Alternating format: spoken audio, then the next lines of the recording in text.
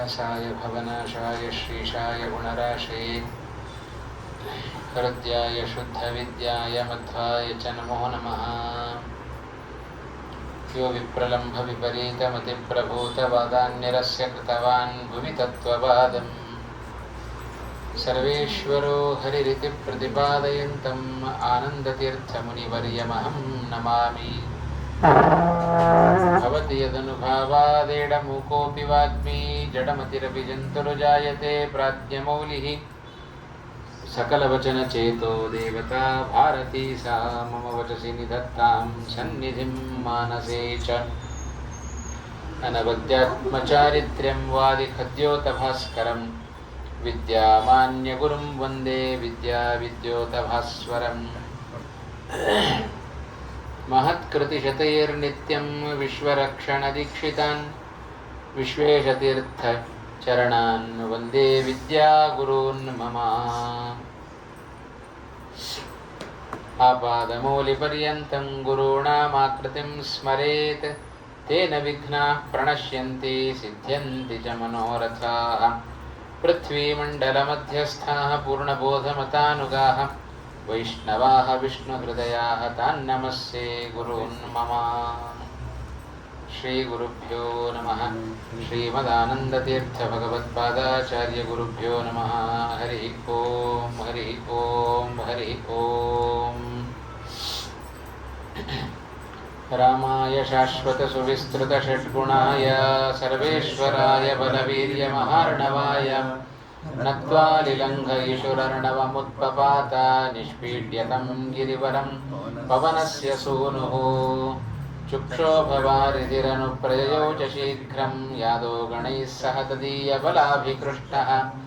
वृक्षाश्च पर्वतगता पवनेन पूर्वं क्षिप्तोर्णवे गिरिरुदागमदस्य हेतोः। शालोहरस्य गिरिपक्षविनाशकाले क्षिप्तोर्णवे समरुतोर्वरितात्मपक्षः। हैमो गिरिपवनजस्य तु विश्रमार्थम् उद्भिद्य वारिधिमवर्तदनेकसानुः। नैवात्र विश्रमणमैच्छद विश्रमोऽसौ निस्सीमपौरुषबलस्य कुतः श्रमोऽस्य। आश्लिष्य पर्वतवरं सददर्श गच्छन् देवैस्तु नागजननीं प्रहितां वरेण। जिज्ञासुभिर्निजबलं तव भक्ष्यमेतु यद्यत्त्वमिच्छसि तदित्यमरोदितायाः। हास्यं प्रविश्य सपदि प्रविनिसृतोऽस्माद्देवानन्दयदुतः रक्षन्। दृष्ट्वा सुरप्रणयितां बलमस्य चोग्रं देवा प्रतुष्टुवुरमं सुमनोभिवृष्ट्या। तैरादृतः पुनरसौ वियतैव गच्छन् छायाग्रहं प्रति ददर्श च सिंहिकाख्यम्। लङ्कावनाय सकलस्य च निग्रहे स्याः सामर्थ्यमप्रतिहतं प्रददौ विधाता। छायामवाक्षिपदसौ पवनात्मजस्य सोऽस्याः शरीरमनुविश्य बिभेदचाशु। निश्चीममात्मबलमित्यनुदर्शयानो हत्वैव तामपि विधात्र्वराभिगुप्तां। लम्बे सलम्बशिखरे निपपातलङ्का प्राकाररूपकगिरावथ सञ्चुकोच। भूत्वा बिडालसमितो निशितां पुरीं च प्राप्स्यन् ददर्श निजरूपवतीं सलङ्काम्। रुद्धो नयाश्वथ विजित्य च तां स्वमुष्टिपिष्टां तयानुमत एव विवेशलङ्काम्। मार्गमाणो बहिश्चान्तः सोशोकवनिकातले ददर्श शिंशुपावृक्षमूलस्थितरमाकृतिम्। नरलोकविडम्बस्य जानन् रामस्य हृद्गतम् तस्य चेष्टानुसारेण कृत्वा चेष्टाश्च संविदम्। तादृक्चेष्टा समेताय अङ्गुलीयमदात्ततः सीताया यानि चैवासन् आकृतेस्तानि सर्वशः। भूषणानि द्विधा भूत्वा तान्येवासंस्तथैव च। अथ चूडामणिं दिव्यं दातुं रामाय सा ददौ। यद्यप्येतन्न पश्यन्ति निशाचरगणास्तु ते। द्युलोकचारिणः सर्वे पश्यन्ति ऋषय एव च। तेषां विडम्बनायैव दैत्यानां वञ्चनाय च। पश्यतां कलिमुख्यानां विडम्बोऽयं कृतो भवेत्। कृत्वा कार्यमिदं सर्वं विशङ्कः पवनात्मजः। आत्माविष्करणे चित्तं चक्रे मतिमतां वरः।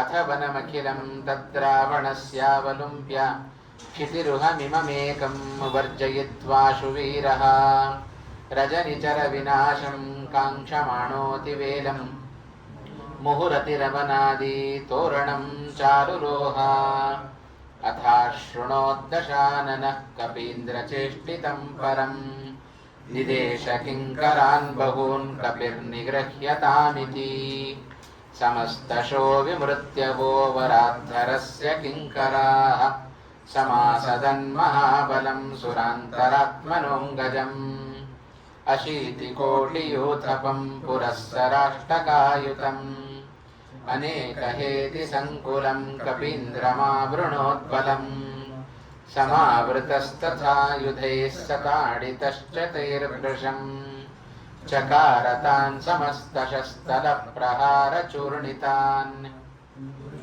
मन्त्रिपुत्रकान् च रावणप्रचोदितान् ममर्दसप्तपर्वतप्रभान्वराभिरक्षितान् बलाग्रगामिनस्तथा सशर्ववाक्सुगर्वितान् निहत्य सर्वरक्षसां तृतीयभागमक्षिणोत् अनौपमं हरेर्बलं निशम्य राक्षसाधिपः कुमारमक्षमात्मनः समं सुतं न्ययोजयत् ससर्वलोकसाक्षिणः सुतं शरैर्ववर्षः शितैर्वरास्त्रमन्त्रितैर्न चैनमभ्यचालयत् समण्डमध्यगासुतं समीक्ष्य रावणोपमम् तृतीय एष चांशको बलस्य हीत्यचिन्तयत् निधार्य एव रावणः स राघवाय नान्यथा अचिन्मया हतो न चास्य शक्तिरीक्ष्यते अतस्तयोः समो मया तृतीय एष हन्यते विचार्य चैव मारुतं पदो प्रगृह्य पुप्लुवे सचक्रवद्भ्रमातुरं विधाय रावणात्मजम् अपोथयद्धरातले क्षणेन मारुतीतनुः विचूर्णिते धरातले निजे सुते स रावणः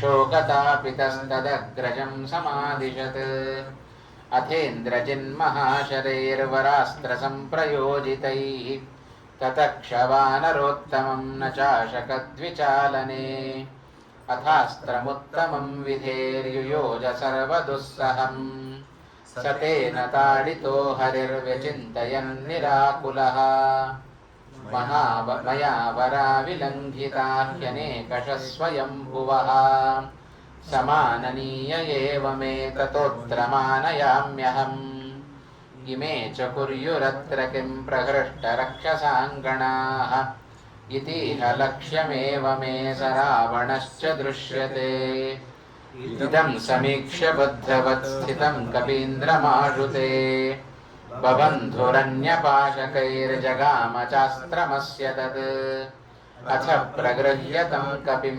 समीपमानयंश्च ते निशाचरेश्वरस्य तं प्रपृष्टवांश्च रावणः कपे कुतोऽसि कस्य वा किमर्थमीदृशं कृतम् इति ऋतः स चावदत् प्रणम्य राममीश्वरम् अवैहि दूतमागतं दुरन्तविक्रमस्य मां रघुत्तमस्य मारुतिं कुलक्षयेतवेश्वरम् न चेत् प्रदास्यसि त्वरन् रघुत्तमप्रियां तदा सपुत्रमित्रबान्धवो विनाशमाशु यास्यसि न रामबाणधारणे क्षमा सुरेश्वरा अपि विरिञ्चि शर्वपूर्वकाः किमुत्त्वमल्पसारकः प्रकोपितस्य तस्य कः पुरस्थितौ क्षमो भवेत् सुरासुरोरगादिके जगत्यचिन्त्यकर्मणः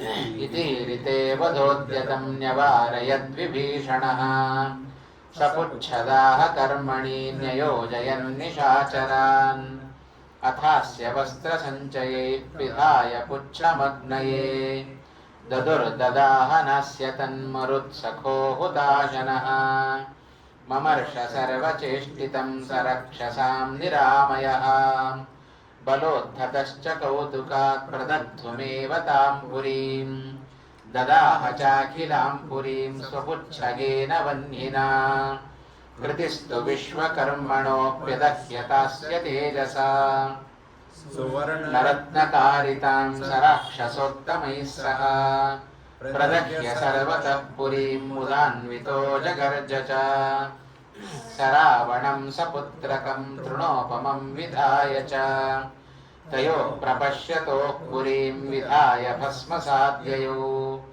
विलङ्घ्य चार्णवं पुनः स्वजातिभिः प्रपूजितः प्रभक्ष्य वानरेषितुर्मधुप्रभुं समेयिवान् रामं सुरेश्वरमगण्यगुणाभिरामं सम्प्राप्य सर्वकपिवीरवरैः समेतः चूडामणिं पवनजः पदयोर्निधाय सर्वाङ्गकैः प्रणतिमस्य चकार भक्त्या रामोऽपि नान्यदनुदातुममुष्य योग्यमत्यन्तभक्तिभरितस्य विलक्ष्य किञ्चित् स्वात्मप्रदानमधिकं पवनात्मजस्य कुर्वन् समाश्लिषदमुं परमाभितुष्टः इति श्रीमदानन्दतीर्थभगवत्पादाचार्यविरचिते श्रीमन्महाभारततात्पर्यनिर्णये सुन्दरकाण्डनिरूपणं नाम सप्तमोऽध्यायः।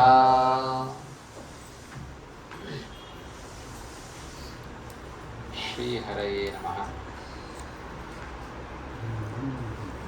ज्ञाने विरागे हरिभक्तिभावे धृतिस्थितिप्राणबलयोषि योगे बुद्धौ च नान्यो हनुमत्समानः पुमान् कदाचित् क्वचकश्चनैव अभ्रमं भङ्गरहितम् अजडं विमलं सदा आनन्दतीर्थमतुलं भजे तापत्रयापहं ब्रह्मान्ता गुरवः साक्षादिष्टं दैवं श्रियः पतिः आचार्याः श्रीमदाचार्याः सन्तु मे जन्मजन्मनि। ಸುಂದರಕಾಂಡ ರಾಮಾಯಣದ ಮೂಲಕ ವಾಲ್ಮೀಕಿಗಳು ಅನೇಕ ಸಂದೇಶಗಳನ್ನು ನಮ್ಮ ಜೀವನಕ್ಕೆ ಬೇಕಾದ್ದು ಅದನ್ನೆಲ್ಲವನ್ನೂ ಕೂಡ ಉತ್ತಮವಾದ ರೀತಿಯಲ್ಲಿ ನಿರೂಪಣೆ ಮಾಡಿ ನಮ್ಮ ಮುಂದೆ ಇಟ್ಟಿದ್ದಾರೆ. ಆ ಹಿನ್ನೆಲೆಯಲ್ಲಿ ಕಳೆದ 6 ದಿವಸಗಳಿಂದ ಸುಂದರಕಾಂಡದ ಕೆಲವೊಂದು ಭಾಗಗಳನ್ನಷ್ಟೇ ನೋಡುವ ಸಣ್ಣ ಪ್ರಯತ್ನ ನಾವು ಮಾಡಿದ್ದೇವೆ. ಸೀತೆ ಹಾಗೂ ಹನುಮಂತರ ಪರಸ್ಪರ ಭೇಟಿ ಅದು ಬಹಳ ಉತ್ತಮವಾದದ್ದು. ಹನುಮಂತ ಅದರ ಮೂಲಕವೂ ಕೂಡ ನಮಗೆ ಅನೇಕ ಸಂದೇಶಗಳನ್ನು ಕೊಟ್ಟಿದ್ದಾನೆ. ಅದರ ಹಿನ್ನೆಲೆಯಲ್ಲಿ ಸೀತೆಯ ಸಂದೇಶವನ್ನು ಹೊತ್ತು ವಾಪಸ್ ರಾಮನ ಸನ್ನಿಧಾನಕ್ಕೆ ಬರಬೇಕು. ಬರುವಾಗ ಸುಮ್ಮನೆ ಹಾಗೆ ಬಂದರೆ ಉಪಯೋಗ ಇಲ್ಲ ಅಂತ ಹೇಳಿ ಆತ್ಮಾವಿಷ್ಕರಣೆ ಚಿತ್ತಂ ಚಕ್ರೆ ಮತಿಮತಾಂಬರಃ. ಮತ್ತೆ ಜ್ಞಾನಿಗಳಲ್ಲೆಲ್ಲೇ ಅತ್ಯಂತ ಶ್ರೇಷ್ಠ ಜ್ಞಾನಿಯಾದ ಆ ಹನುಮಂತ ತನ್ನನ್ನು ತಾನು ಪ್ರಕಟಪಡಿಸಿಕೊಳ್ಳಬೇಕು ಅಂತ ಇಚ್ಛೆಪಟ್ಟು ಹೇಗೆ ದೊಡ್ಡ ಶರೀರದಿಂದ ತಾನು ಬಂದು ಇಳಿದಿದ್ನೋ ಅದರಂತೆ ದೊಡ್ಡ ಶರೀರವನ್ನೇ ಹನುಮಂತ ತಾನು ಪಡೆದುಕೊಳ್ತಾ ಇದ್ದಾನೆ. ಎಲ್ಲ ಅಶೋಕವನವನ್ನ ಸಂಹಾರ ಮಾಡಿದ, ಧ್ವಂಸ ಮಾಡಿದ. ಸಮಸ್ತಂ ಅಥಾಶೃಣೋದ್ ದಶಾನನಃ ಅಥ ವನಮಖಿಲಂ ತದ್ರಾವಣಸ್ಯಾವಲುಂಬ್ಯ ಕ್ಷಿತಿರುಹಂ ಏಕಂ ವರ್ಜಯಿತ್ವಾ ಆಶುವೀರಃ. ಹನುಮಂತ ಒಂದೇ ಒಂದು ಕ್ಷಣದಲ್ಲಿ ಇಡೀ ಅಶೋಕವನವನ್ನೆಲ್ಲ ಧ್ವಂಸ ಮಾಡಿಬಿಟ್ಟಿದ್ದ. ಅದು ರಾವಣನಿಂದ ಪಾಲಿತವಾದ, ರಾವಣನಿಗೆ ಅತ್ಯಂತ ಪ್ರಿಯವಾದ ವನ ಅಶೋಕವನ. ಅಂಥ ವನವನ್ನ ಹನುಮಂತ ಧ್ವಂಸ ಮಾಡಿದ. ಶ್ರೀಮದ್ ಆಚಾರ್ಯರು ನಿರ್ಣಯ ಕೊಟ್ಟರು,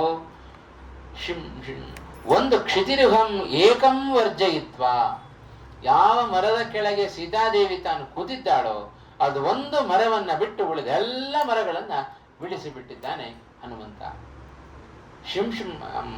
ಕ್ಷಿತಿರುಹಂ ಏಕಂ ವರ್ಜಯಿತ್ವ ಆಶು ವೀರಃ ರಜನಿಚರ ವಿನಾಶಂ ಕಾಂಕ್ಷಮಾಣೋತಿ ವೇಲಂ ಮುಹುರತಿರವನಾದಿ ತೋರಣಂ ಚಾರುರೋಹ.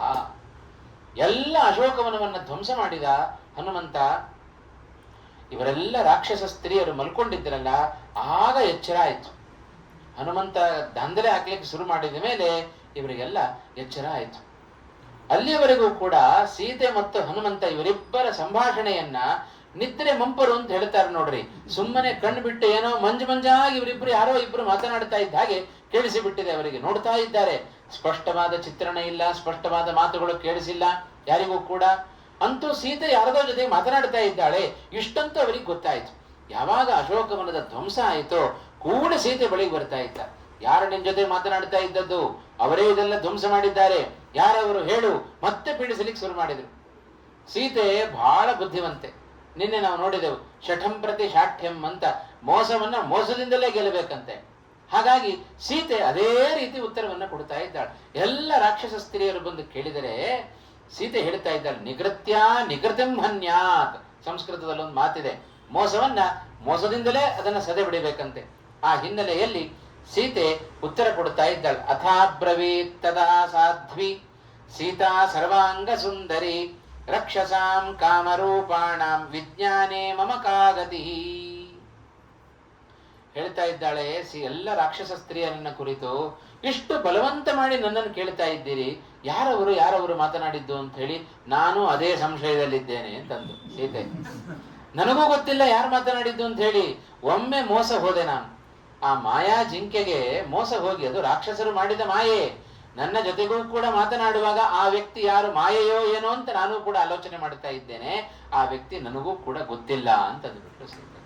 ಹಾಗಾಗಿ ನಿಮಗೇನಾದ್ರೂ ಗೊತ್ತಿದ್ರೆ ಹೇಳ್ರಿ ಅಂತಂತಾಳೆ. ಯಾಕೆ ಅಂದ್ರೆ ಅಹಿರೇವಹಿ ಅಹೇಪಾದಾನ್ ವಿಜಾನಾತಿ. ಒಳ್ಳೆ ದೃಷ್ಟಾಂತ ಕೊಡ್ತಾಳೆ ಸೀತಾದೇವಿ. ಯಾಕೆಂದ್ರೆ ಹಾವು ಹೋದ ಮಾರ್ಗವನ್ನ ಹಾವೇ ಗುರುತಿಡಿಬೇಕು, ಮತ್ತೊಬ್ಬರಿಗೆ ಗುರುತಿಡಿಲಿಕ್ಕೆ ಆಗೋದಿಲ್ಲ. ಹಾಗಾಗಿ ರಾಕ್ಷಸರ ಮಾರ್ಗ, ರಾಕ್ಷಸರ ಉಪಾಯ, ಆ ರಾಕ್ಷಸರ ಮಾಯೆ, ರಾಕ್ಷಸರಾದ ನಿಮಗ್ ಗೊತ್ತಾಗಬೇಕೇ ವಿನಃ ನನಗೇನು ಗೊತ್ತಾದೀತು. ಹಾಗಾಗಿ ನನಗೆ ಗೊತ್ತಿಲ್ಲ ಅವರು ಯಾರು ಅಂತ ಹೇಳಿ ನಾನು ಕೂಡ ಅದೇ ಗೊಂದಲದಲ್ಲಿದ್ದೇನೆ, ನನಗ್ ಭಯ ಆಗ್ತಾ ಇದೆ. ಸೀತಾದೇವಿ ಉತ್ತರವನ್ನು ಕೊಟ್ಟುಬಿಟ್ಲು. ಆದರೆ ರಾಕ್ಷಸ ಸ್ತ್ರೀಯರಿಗೆ ನಂಬಿಕೆ ಬರಲಿಲ್ಲ. ಹಾಗಾಗಿ ಇವಳ ಜೊತೆಗೆ ಮಾತನಾಡಿದ ಆ ವ್ಯಕ್ತಿಯೇ ಇಷ್ಟೆಲ್ಲ ಧ್ವಂಸ ಮಾಡಿದ್ದಾನೆ ಅಂತ ಕೂಡಲೇ ಎಲ್ಲ ರಾಕ್ಷಸ ಸ್ತ್ರೀಯರು ಹೋಗಿ ರಾವಣನಿಗೆ ಕೂಡಲೇ ಸುದ್ದಿಯನ್ನು ಮುಟ್ಟಿಸ್ತಾ ಇದ್ದಾರೆ. ರಜನಿಚರ ವಿನಾಶಂ ಕಾಂಕ್ಷಮಾಣ. ಎಲ್ಲ ಹನುಮಂತ ಯಾಕೆ ಹೀಗೆ ಮಾಡಿದ ಅಂತ ಹೇಳಿದರೆ ಶ್ರೀಮದಾಚಾರ್ಯರು ನಿರ್ಣಯ ಕೊಟ್ಟದ್ದು ರಜನಿಚರ ವಿನಾಶಂ ಕಾಂಕ್ಷಮಾಣ. ಎಲ್ಲ ರಾಕ್ಷಸರ ಸಂಹಾರ ಆಗಬೇಕು, ಅದನ್ನ ಅಪೇಕ್ಷೆ ಪಡ್ತಾ ಇದ್ದಾನೆ ಹನುಮಂತ. ಅದಕ್ಕೋಸ್ಕರ ಏನ್ ಮಾಡ್ತಾ ಇದ್ದಾನೆ, ಮುಹುರತಿರವರಾದಿ ತೋರಣಂ ಚಾರುರೋಹ.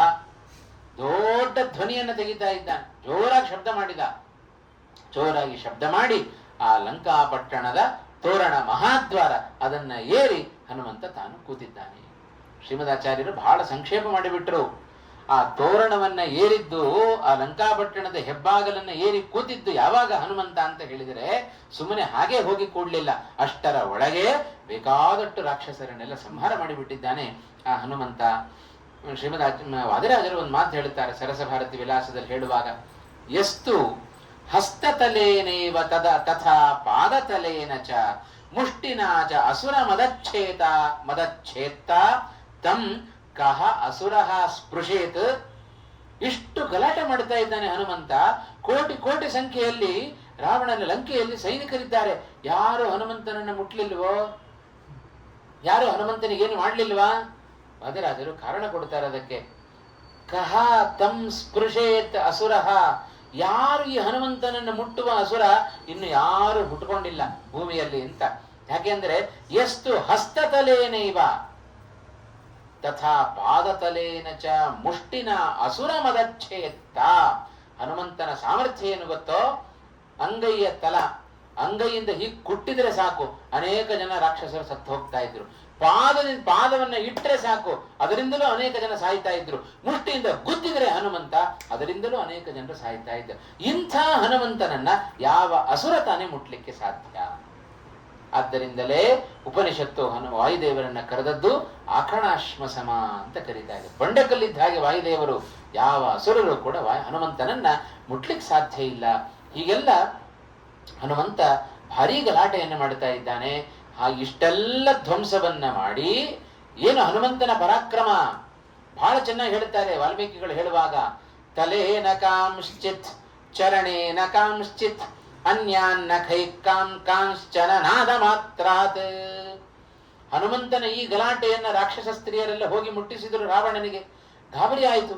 ಹೌದು, ಯಾರಿದು ಹೊಸ ವ್ಯಕ್ತಿ, ನನ್ನ ಅಪ್ಪಣೆ ಇಲ್ಲದೆ ಲಂಕಾಪಟ್ಟಣವನ್ನು ಪ್ರವೇಶ ಮಾಡಿದ್ದಾನೆ ಅಪರಿಚಿತ ವ್ಯಕ್ತಿ ಎಂದರೆ ಯಾರಿದು? ಆಶ್ಚರ್ಯ ಆಯಿತು. ಕೂಡಲೇ ಒಂದಿಷ್ಟು ಜನ ರಾಕ್ಷಸರನ್ನ ಯುದ್ಧಕ್ಕೋಸ್ಕರ ರಾವಣ ಕಳಿಸ್ತಾ ಇದ್ದಾನೆ. ಅಥ ಅಶೃಣೋತ್ ದಶಾನನಃ ಕಪೀಂದ್ರ ಚೇಷ್ಟಿತಂ ಪರಂ ದಿದೇಶ ಕಿಂಕರಾನ್ ಬಹೂನ್.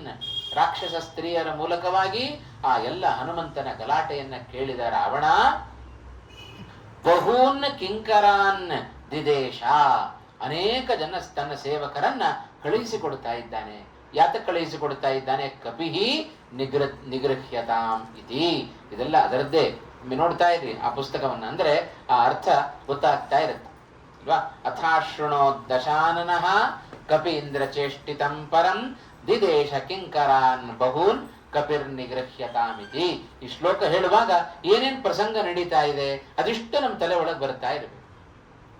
ಅಥ ಅಶೃಣೋತ್ ದಶಾನನಃ, ದಶಾನನ ಅಂದ್ರೆ ರಾವಣ ಎಲ್ಲ ಸುದ್ದಿಯನ್ನ ಕೇಳಿದ, ಹನುಮಂತನ ಗಲಾಟೆಯನ್ನೆಲ್ಲ ಕೇಳಿದ. ಗಲಾಟೆಯನ್ನ ಕೇಳಿ ಆ ಹನುಮಂತನನ್ನ ನಿಗ್ರಹ ಮಾಡಬೇಕು ಅಂತ ಹೇಳಿ ತನ್ನ ಸೈನಿಕರನ್ನೆಲ್ಲ ಕಳಿಸ್ಕೊಡ್ತಾ ಇದ್ದಾನೆ. ಆ ಎಲ್ಲ ಸೈನಿಕರು ಸಮಸ್ತಶೋ ವಿಮೃತ್ಯವೋ ವರಾಧರಸ್ಯ ಕಿಂಕರಾಃ ಸಮಾಸದನ್ ಮಹಾಬಲಂ ಸುರಾಂತರಾತ್ಮನೋಂಗಜಂ.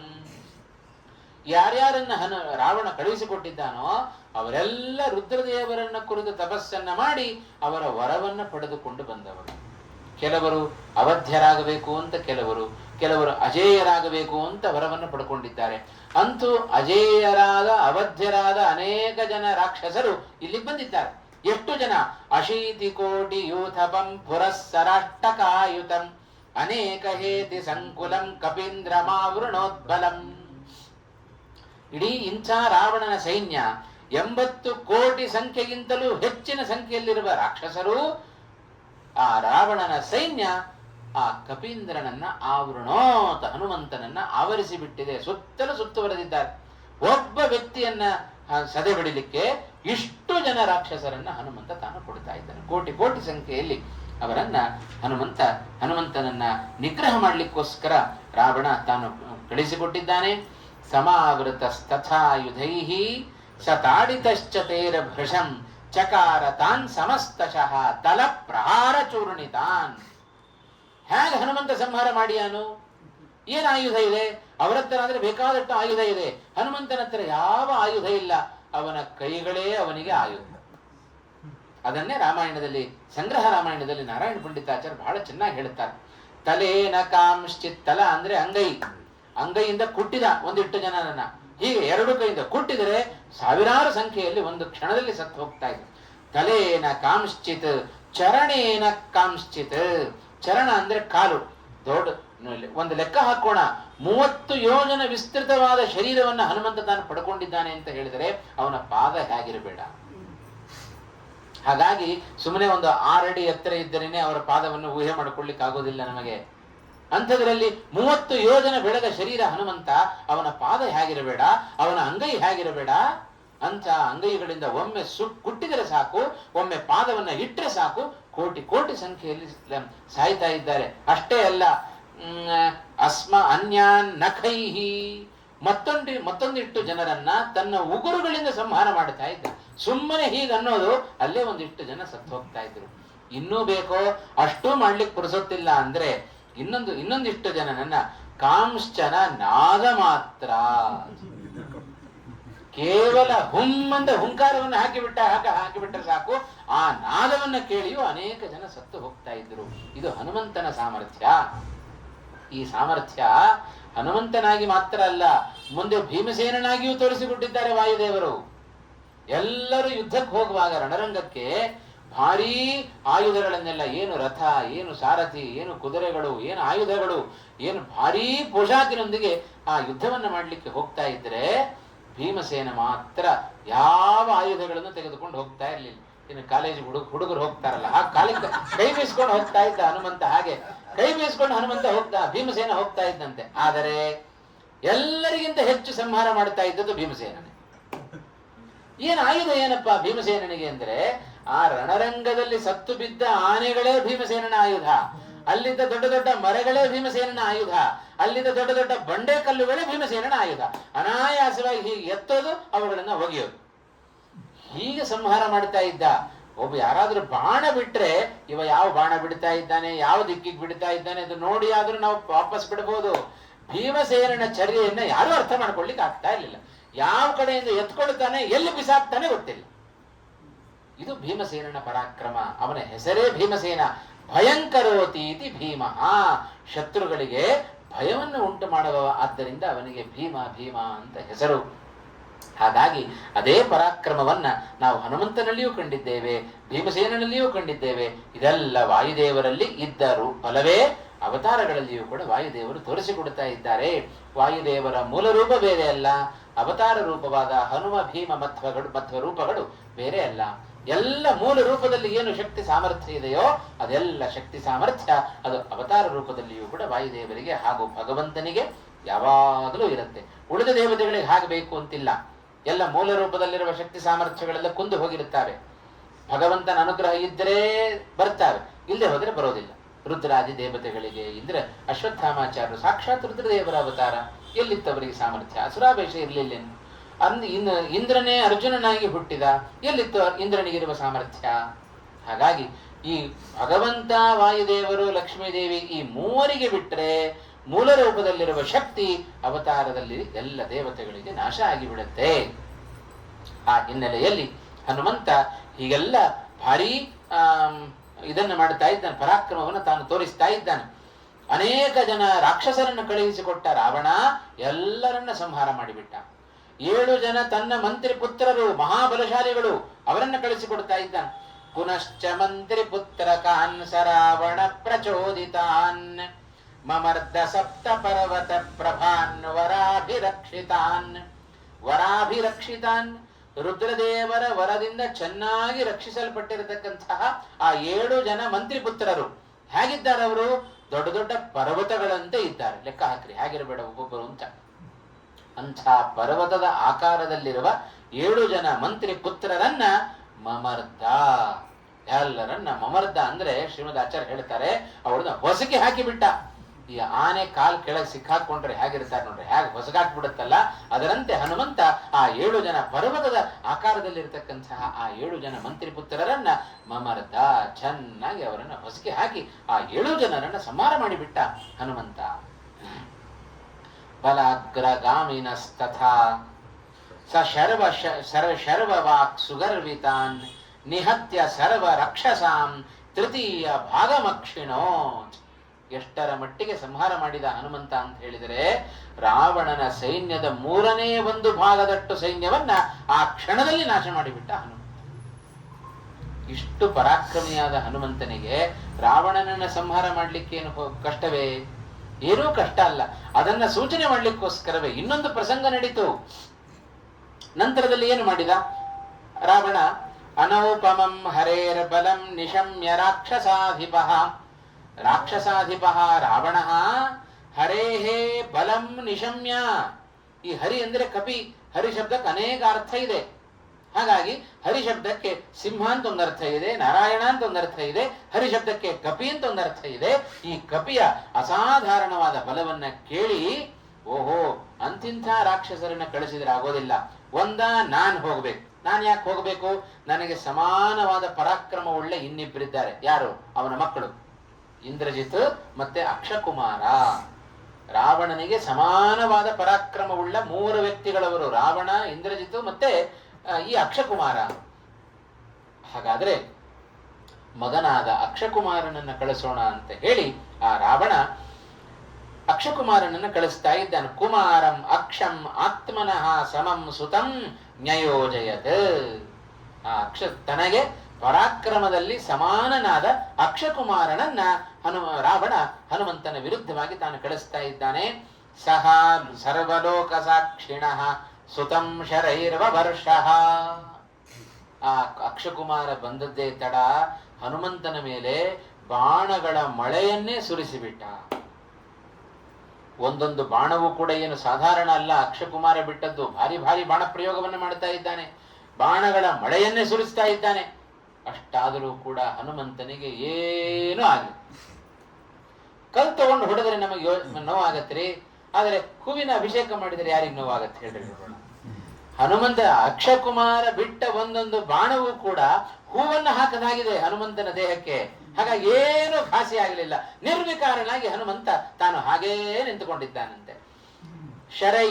ಶರೈರ್ ವರಾಸ್ತ್ರ ಮಂತ್ರಿತೈ ನಚೈನಮಭ್ಯಚಾಲಯತ್ ಏನಂ ಅಭ್ಯಚಾಲ ನ ಅಭ್ಯಚಾಲಯತ್.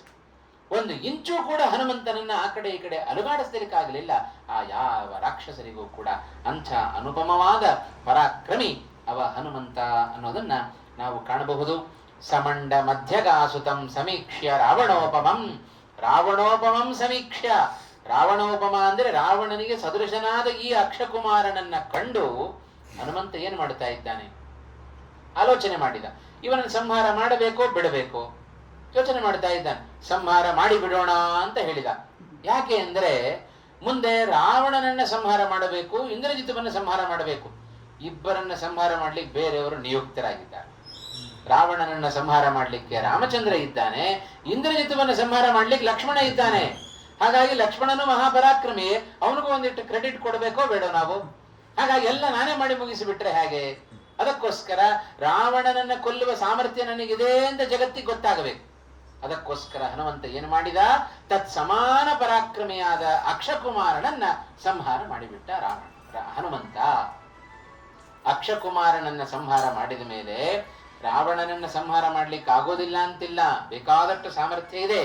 ಅದಕ್ಕೋಸ್ಕರ ತೃತೀಯ ಏಷ ಚಾಂಶಕಃ ಬಲಸ್ಯ ಹಿತ್ಯ ಚಿಂತಯತ್. ಇವನು ರಾವಣನ ಮೂರನೇ ಭಾಗ ಇವ ಅಂತ ಚಿಂತನೆಯನ್ನ ಮಾಡಿ, ಮೂರನೆಯ ವ್ಯಕ್ತಿ ಇವ ಅಂತ ಚಿಂತನೆಯನ್ನ ಮಾಡಿ, ನಿಧಾರ್ಯ ಏವ ರಾವಣ ಸರಹ ರಾಘವಾಯ ನಾನ್ಯಥ. ಆ ರಾವಣನ ಸಂಹಾರ ಅದು ರಾಮಚಂದ್ರನಿಗೋಸ್ಕರ ಮೀಸಲಾಗಿರಬೇಕು. ಯದಿ ಇಂದ್ರಜಿನ್ ಮಯಾ ಹತಃ ನಚಾಸ್ಯ ಶಕ್ತಿ ರೀಕ್ಷ್ಯತೆ. ಇಂದ್ರಜಿತುವನ್ನು ನಾನೇ ಸಂಹಾರ ಮಾಡಿಬಿಟ್ರೆ ಇಂದ್ರಜಿತುವಿನ ಪರಾಕ್ರಮ ಅದು ಲೋಕ ನೋಡೋದಿಲ್ಲ. ಇಂದ್ರಜಿತುವು ಕೂಡ ಮಹಾಪರಾಕ್ರಮಿ. ಈ ಮುಂದೆ ಯುದ್ಧಕಾಂಡದಲ್ಲೆಲ್ಲ ಬೇಕಾದಷ್ಟು ಬರುತ್ತೆ. ಇಂದ್ರಜಿತುವು ಹೇಗೆ ಯುದ್ಧ ಮಾಡಿದ, ಮಾಯಾ ಯುದ್ಧವನ್ನ ಹೇಗೆ ಮಾಡಿದ, ಬಹಳಷ್ಟು ಹೇಳುತ್ತಾರೆ ವಾಲ್ಮೀಕಿಗಳು. ಹಾಗಾಗಿ ಇಂದ್ರಜಿತುವನ್ನ ನಾನು ಸಂಹಾರ ಮಾಡ್ಲಿಕ್ಕೆ ಆಗೋದಿಲ್ಲ. ಇಂದ್ರಜಿತುವಿನ ಸಂಹಾರವನ್ನು ಮುಂದೆ ಲೋಕ ನೋಡಬೇಕು. ರಾವಣನ ಸಂಹಾರವನ್ನು ಮುಂದೆ ರಾವಣ ಮಾಡಬೇಕು. ರಾವಣನ ಸಂಹಾರವನ್ನು ಮುಂದೆ ರಾಮಚಂದ್ರ ಮಾಡಬೇಕು. ಅದಕ್ಕೋಸ್ಕರ ಏನ್ ಮಾಡಬೇಕು, ಈಗ ಅಕ್ಷಕುಮಾರನ್ನ ನಾನು ಸಂಹಾರ ಮಾಡಿಬಿಟ್ರೆ ನನ್ನ ಕೆಲಸ ಮುಗೀತು. ಇಷ್ಟು ಇತಿ ಅಚಿಂತಯತ್. ಇಷ್ಟೆಲ್ಲ ಆಲೋಚನೆ ಮಾಡ್ತಾ ಇದ್ದಾನೆ. ಇಷ್ಟು ಕೋಟಿ ಕೋಟಿ ಸಂಖ್ಯೆಯಲ್ಲಿ ಎದುರುಗಡೆ ರಾಕ್ಷಸರಿರುವಾಗ ಇಷ್ಟು ಆಲೋಚನೆ ಮಾಡಬೇಕಾದ್ರೆ ಯಾರಾದರೂ ಹೀಗಿರ್ಲಿಕ್ಕೆ ಸಾಧ್ಯವೋ? ಯಾರಾದರೂ ಮುಂದೆ ನಮ್ಮ ಮುಂದೆ ಯುದ್ಧಕ್ಕೆ ಬಂದಿದ್ದಾರೆ ಅಂದ್ರೆ ಹೇಗೆ ತಪ್ಪಿಸಿಕೊಂಡು ಹೋಗ್ಲಿ, ಏನ್ ಮಾಡ್ಲಿ ಅಂತ ನಾವು ಹೆದರಿಕೆ ಆಗಿಬಿಡುತ್ತೆ. ಆದರೆ ಹನುಮಂತ ಮಾತ್ರ ಏನೂ ಹೆದರಿಕೆ ಇಲ್ಲದೆ ನಿರ್ವಿಕಾರನಾಗಿ ಈಗ ಆಲೋಚನೆ ಮಾಡ್ತಾ ಇದ್ದಾನೆ ಅಂತ ಹೇಳಿದ್ರೆ ಅವನಿಗೆ ರಾಕ್ಷಸರಿಂದ ಯಾವ ಭಯವೂ ಇಲ್ಲ ಅಂತ ಅರ್ಥ ಅದಕ್ಕೆ. ಹಾಗಾಗಿ ಏನು ಬಾಣ ಬಿಟ್ಟರು ಕೂಡ ಅದು ಹೂ ಬಂದು ಹಾಕಿ ಬಿಡುತ್ತೆ ಅಂತ ಹೇಳಿದ್ರೆ ಯಾಕೆ ಹೆದರ್ಕೊಡ್ಬೇಕು? ಎಷ್ಟಾದ್ರೂ ಬಾಣ ಬಿಡಿ, ಎಷ್ಟಾದ್ರೂ ಹೂವಿನ ಅಭಿಷೇಕ ಮಾಡಿರಿ. ಹಾಗೆಲ್ಲ ಮಾಡೋದುಂಟಲ್ಲ, ಅನೇಕ ಜನ ಯತಿಗಳಿಗೆ ಹೂವಿನ ಅಭಿಷೇಕ ಮಾಡುತ್ತೇವೆ. ಕೆಲವೊಮ್ಮೆ ನಮಗೂ ಮಾಡಿದ್ದುಂಟು ಹೂವಿನ ಅಭಿಷೇಕ, ಕೆಲವರು ಮಾಡಿಸ್ಕೊಂಡಿರ್ಬೋದು. ಹಾಗಾಗಿ ಆ ಹೂವನ್ನ ತಲೆ ಮೇಲೆ ಹಾಕಿದ್ರೆ ಯಾರು ಬೇಡ ಅಂತ ಕೈ ಮುಕ್ಕೊಂಡು ಕೂತಿರ್ತಾರೆ, ಇನ್ನೊಂದಿಷ್ಟು ಬಾಡ್ರಿ ಅಂತ. ಹಾಗೆ ಹನುಮಂತನಿಗೆ ಯಾವ ಕಡೆಯಿಂದ ಏನು ಬೇಕಾದ್ರೂ ಬಾಣ ಬಿಡಬಹುದು ನೀವು, ನನಗೇನು ಆಗೋದಿಲ್ಲ, ಅಷ್ಟು ಧೈರ್ಯ. ಹಾಗಾಗಿ ಹನುಮಂತ ಇಷ್ಟು ಆಲೋಚನೆಯನ್ನ ತಾನು ಮಾಡ್ತಾ ಇದ್ದಾನೆ. ಇಷ್ಟು ಆಲೋಚನೆಯನ್ನ ಮಾಡಿ ಹನುಮಂತ ಆ ಅಕ್ಷಕುಮಾರನನ್ನ ಸಂಹಾರ ಮಾಡ್ತಾ ಇದ್ದಾನೆ. ವಿಚಾರ್ಯ ಚ ಏವಂ ಆಶು ತಂ ಪದೋ ಪ್ರಗೃಹ್ಯ. ಏನು ಮಾಡಿದ ಹನುಮಂತ ಕೂಡಲೇ ಆ ಅಕ್ಷಕುಮಾರನ ಕಾಲನ್ನು ಹಿಡಿದುಕೊಳ್ತಾ ಇದ್ದಾನೆ. ಕಾಲನ್ನು ಹಿಡಿದುಕೊಂಡು ಗರ ಗರ ಗರ ಗರ ತಿರುಗಿಸಿಬಿಟ್ಟ. ಆಕಾಶದಲ್ಲಿ ತಿರುಗಿಸಿ ಈಡ್ಗಾಯ ಒಡೆದಂಗ ಅವನನ್ನು ಒಡೆದು ಬಿಟ್ಟ ಹನುಮಂತ. ವಿಚಾರ್ಯ ಚ ಏವಂ ಆಶು ತಂ ಪದೋ ಪ್ರಗೃಹ್ಯ ಕುಪ್ಲುವೆ. ಅವನ ಎರಡು ಕಾಲುಗಳನ್ನು ಹಿಡಿದು ಮೇಲಕ್ಕೆ ಹಾರಿಬಿಟ್ಟ ಹನುಮಂತ. ಸಹ ಚಕ್ರವದ್ ಭ್ರಮಾತುರಂ. ಚಕ್ರದಂತೆ ಅವನನ್ನ ಚೆನ್ನಾಗಿ ತಿರುಗಿಸಿ ರಾವಣಾತ್ಮಜಂ ಧರಾತಲೆ ಅಪೋಥಯತ್. ಅವನನ್ನು ಚೆನ್ನಾಗಿ ಧರಾತಲ ಅಂದ್ರೆ ಭೂಮಿಗೆ ಮೇಲಿಂದ ತೆಗೆದು ಅಕ್ಷಕುಮಾರನನ್ನು ಹೊಡೆದೇ ಬಿಟ್ಟ. ಅವ ಮರುಕ್ಷಣದಲ್ಲಿ ಅಕ್ಷಕುಮಾರ ಸತ್ತೇ ಹೋಗಿದ್ದಾನೆ. ಹೀಗೆ ಆ ಅಕ್ಷಕುಮಾರನ ಸಂಹಾರವನ್ನ ಬಹಳ ಉತ್ತಮವಾದ ರೀತಿಯಲ್ಲಿ ತಾನು ಮಾಡಿದ. ಇಂದ್ರಜಿತವನ್ನ ಕೂಡ ಏನು ಮಾಡೋದು, ಅನೇಕ ಸಾವಿರ ಬಾರಿ ತಿರುಗಿಸಿ ಅವನ ಧರೆಗೆ ಅಪ್ಪಳಿಸಿದರೆ ಅಕ್ಷಕುಮಾರ ಮರುಕ್ಷಣದಲ್ಲಿ ಸತ್ತೇ ಹೋದ. ರಾವಣನಿಗೆ ಸುದ್ದಿ ಮುಟ್ಟಿತು, ಓ ಮಗನಾದ ಅಕ್ಷಕುಮಾರನೂ ಸತ್ತು ಹೋದ. ಹಾಗಾದರೆ ಏನು ಮಾಡಬೇಕು? ಅವನಿಗಿಂತ ಅವನಷ್ಟೇ ಪರಾಕ್ರಮಿಯಾದ ಇನ್ನೊಬ್ಬ ಮಗ ಇದ್ದಾನೆ ಇಂದ್ರಜಿತು, ಅವನನ್ನು ಕಳಿಸಿಕೊಡ್ತಾ ಇದ್ದಾನೆ. ಹೋಗು, ನೀನು ಆ ಕಪಿಯನ್ನು ಬಂಧಿಸಿ ಕರ್ಕೊಂಡು ಬಾ, ಆಗಲಿಲ್ಲವೋ ಅವನನ್ನು ಸಂಹಾರ ಆದರೂ ಮಾಡು ಅಂತ ಹೇಳಿ ಆ ಇಂದ್ರಜಿತುವನ್ನ ರಾವಣ ತಾನು ಕಳಿಸಿಕೊಡ್ತಾ ಇದ್ದಾನೆ. ಇಂದ್ರಜಿತು ಬಂದಿದ್ದಾನೆ.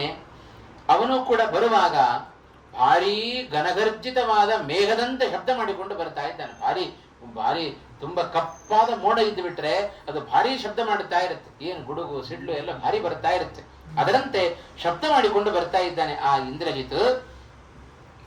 ಧನುಸ್ಸಿನ ಠೇಂಕಾರ ಅದನ್ನ ಮಾಡುತ್ತಾ ಹನುಮಂತನನ್ನು ಎದುರಿಸಬೇಕು ಅಂತ ತಾನು ಬರ್ತಾ ಇದ್ದಾನೆ.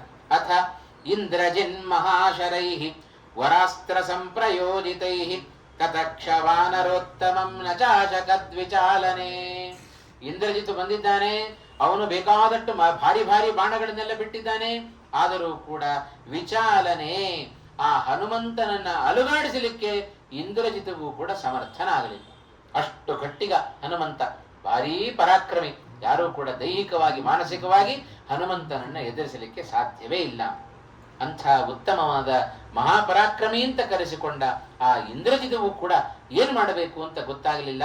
ಹನುಮಂತ ತಾನು ಆ ಲಂಕಾಪಟ್ಟಣದ ಹೆಬ್ಬಾಗಿಲನ್ನು ಏರಿ ಕೂತ್ಕೊಂಡಿದ್ದಾನೆ. ಒಂದು ಇಂಚು ಕೂಡ ಆ ಕಡೆ ಈ ಕಡೆ ಎಲಗಾಡ್ಲಿಲ್ಲ ಹನುಮಂತ. ಏನ್ ಮಾಡಬೇಕು ಇಂದ್ರಜಿತಿಗೆ ತಾನು ಅರ್ಥ ಆಗ್ಲಿಲ್ಲ. ಅದಕ್ಕೋಸ್ಕರ ಆ ಎಲ್ಲ ಎಷ್ಟು ಪರಾಕ್ರಮಿ ಹನುಮಂತ ಅಂದ್ರೆ ವಾಲ್ಮೀಕಿಗಳು ಬಹಳ ಚೆನ್ನಾಗಿ ವರ್ಣನೆ ಮಾಡುತ್ತಾರೆ ರಾಮಾಯಣದಲ್ಲಿ ಹೇಳುವಾಗ. ಅವರು ಬಿಟ್ಟ ಬಾಣಗಳನ್ನ ತನ್ನ ಸಣ್ಣ ಸಣ್ಣ ರೋಮಗಳಿಂದ ಕಿತ್ತೊಗಿತಾ ಇದ್ದ. ಅವುಗಳೇ ಸಾಕಾಗಿತ್ತು ಇಂದ್ರಜಿತ್ ಬಿಟ್ಟ ಬಾಣಗಳನ್ನು ಎದುರಿಸಲಿಕ್ಕೆ. ಅವನ ದೇಹವನ್ನು ಸ್ಪರ್ಶ ಮಾಡುತ್ತಾ ಇರಲಿಲ್ಲ, ಅವನ ರೋಮಗಳೇ ಅವರು ಬಿಟ್ಟ ಬಾಣಗಳನ್ನ ತಡೆದು ಬಿಡ್ತಾ ಇತ್ತು. ಕೋತಿಯಲ್ಲಿ ಹೆಚ್ಚು ರೋಮಗಳ ಸಂಖ್ಯೆ ಜಾಸ್ತಿ ನೋಡ್ರಿ. ಹಾಗೆ ಹನುಮಂತ ಕಪಿಯಾಗಿ ಬಂದಿದ್ದಾನೆ, ಮೈತುಂಬ ರೋಮಗಳು. ಆ ರೋಮಗಳೇ ಬಾಣಗಳನ್ನ ತಡಿತಾ ಇದ್ದಾವೆ, ಹನುಮಂತನ ದೇಹವನ್ನು ಕೂಡ ಸ್ಪರ್ಶ ಮಾಡುತ್ತಾ ಇಲ್ಲ. ಅಂಥ ಮಹಾಪರಾಕ್ರಮಿಯಾದವ ಅನೇಕ ಬಾಣಗಳಿಂದ ಹನುಮಂತನನ್ನು ಸುತ್ತುವರೆದಿದ್ದಾನೆ. ತತ್ತಸ್ಯ ರಕ್ತಂ ರಕ್ತೇನ ರಂಜಿತಂ ಶುಶುಭೆ ಮುಖಂ ಯಥಾಕಾಶೆ ಮಹಾಪದ್ಮಂ ಸಿಕ್ತಂ ಚಂದನ ಬಿಂದುಭಿಹಿ. ವಾಲ್ಮೀಕಿಗಳು ಹೇಳುವಾಗ ಹೇಳುತ್ತಾರೆ, ಇವರುಗಳು ಬಿಟ್ಟ ಬಾಣದಿಂದ ಏನಾಯಿತು? ಮೊದಲೇ ಕೋಪದಿಂದ ಕ್ರುದ್ಧನಾಗಿ ಬಿಟ್ಟಿದ್ದಾನೆ ಹನುಮಂತ. ಇವರುಗಳ ಚೇಷ್ಟೆ ಅತಿಯಾದಾಗ ಇವರು ಬಿಟ್ಟ ಬಾಣದಿಂದ ಅವನ ಮುಖ ಇನ್ನೂ ಕೆಂಪಾಯಿತು. ಹನುಮಂತನ ಮುಖ ಅದು ಹ್ಯಾಕ್ ಕಾಣಿಸ್ತಾ ಇತ್ತು ಅಂತ ಹೇಳಿದ್ರೆ, ಯಥಾಕಾಶೆ ಮಹಾಪದ್ಮಂ, ಆಕಾಶದಲ್ಲಿ ಒಂದು ಕಮಲ ಹುಟ್ಟಿದೆಯೇನೋ ಅಂತ ತೋರ್ತಾ ಇತ್ತಂತೆ. ಕೆಲ ಕಮಲದ ಬಣ್ಣವೂ ಕೂಡ ಕೆಂಪಾಗಿರುತ್ತೆ ನೋಡ್ರಿ. ಅದರಂತೆ ಹನುಮಂತನ ಮುಖವನ್ನು ಅಷ್ಟು ದೊಡ್ಡ ಎತ್ತರದಲ್ಲಿ ನಿಂತುಕೊಂಡಿದ್ದಾನೆ ಹನುಮಂತ. ಇಷ್ಟು ಕಣ್ಣೆತ್ತಿ ನೋಡಿದರೆ, ಮುಖ ಎತ್ತಿ ನೋಡಿದರೆ ಆಕಾಶದಲ್ಲಿ ಒಂದು ಕಮಲ ಬಿಟ್ಟಿದೆಯೇನೋ ಅಂತ ಕಾಣಿಸ್ತಾ ಇತ್ತಂತೆ. ಹಾಗೆ ಹನುಮಂತನ ಮುಖ ಅದು ಮಾರ್ಪಾಟಾಗಿ ಬಿಟ್ಟಿದೆ. ಎಲ್ಲ ಕಪಿಗಳು ಮಾಡುವ ಈ ಎಲ್ಲ ಕಾರ್ಯಗಳನ್ನ ಹನುಮಂತ ತಾನು ಸಹಿಸಿದ. ಇಮೇ ಚ ಕುರ್ಯುರತ್ರ ಕಿಂ ಪ್ರಹೃಷ್ಟ ರಕ್ಷಸಾಂ ಗಣಾಃ ಇತೀಹ ಲಕ್ಷ್ಯಮೇವ ಮೇ ಸರಾವಣಶ್ಚ ದೃಶ್ಯತೆ ಇದಂ ಸಮೀಕ್ಷ್ಯ ಬದ್ಧವತ್ ಸ್ಥಿತಂ ಕಪೀಂದ್ರಮಾರುತೆ. ಇಂದ್ರಜಿತುವಿಗೆ ಕೊನೆ ಏನು ಮಾಡಬೇಕು ಅಂತ ಗೊತ್ತಾಗದೆ ಅನಿವಾರ್ಯವಾಗಿ ಬ್ರಹ್ಮಾಸ್ತ್ರವನ್ನ ಹನುಮಂತನ ಮೇಲೆ ತಾನು ಪ್ರಯೋಗ ಮಾಡಿದ. ಆ ಬ್ರಹ್ಮಾಸ್ತ್ರ ಅದು ಕೊನೆಯ ಅಸ್ತ್ರ. ಅದನ್ನು ಪ್ರಯೋಗ ಮಾಡಿಬಿಟ್ರೆ ಯಾರಾದರೂ ಕೂಡ ಅದಕ್ಕೆ ಬಗ್ಲೇಬೇಕು. ಇಂದ್ರಜಿತು ಬ್ರಹ್ಮಾಸ್ತ್ರವನ್ನು ತಾನು ಪ್ರಯೋಗ ಮಾಡಿದ್ದಾನೆ. ಹನುಮಂತ ಅದಕ್ಕೆ ಕಟ್ಟು ಬಿದ್ದ.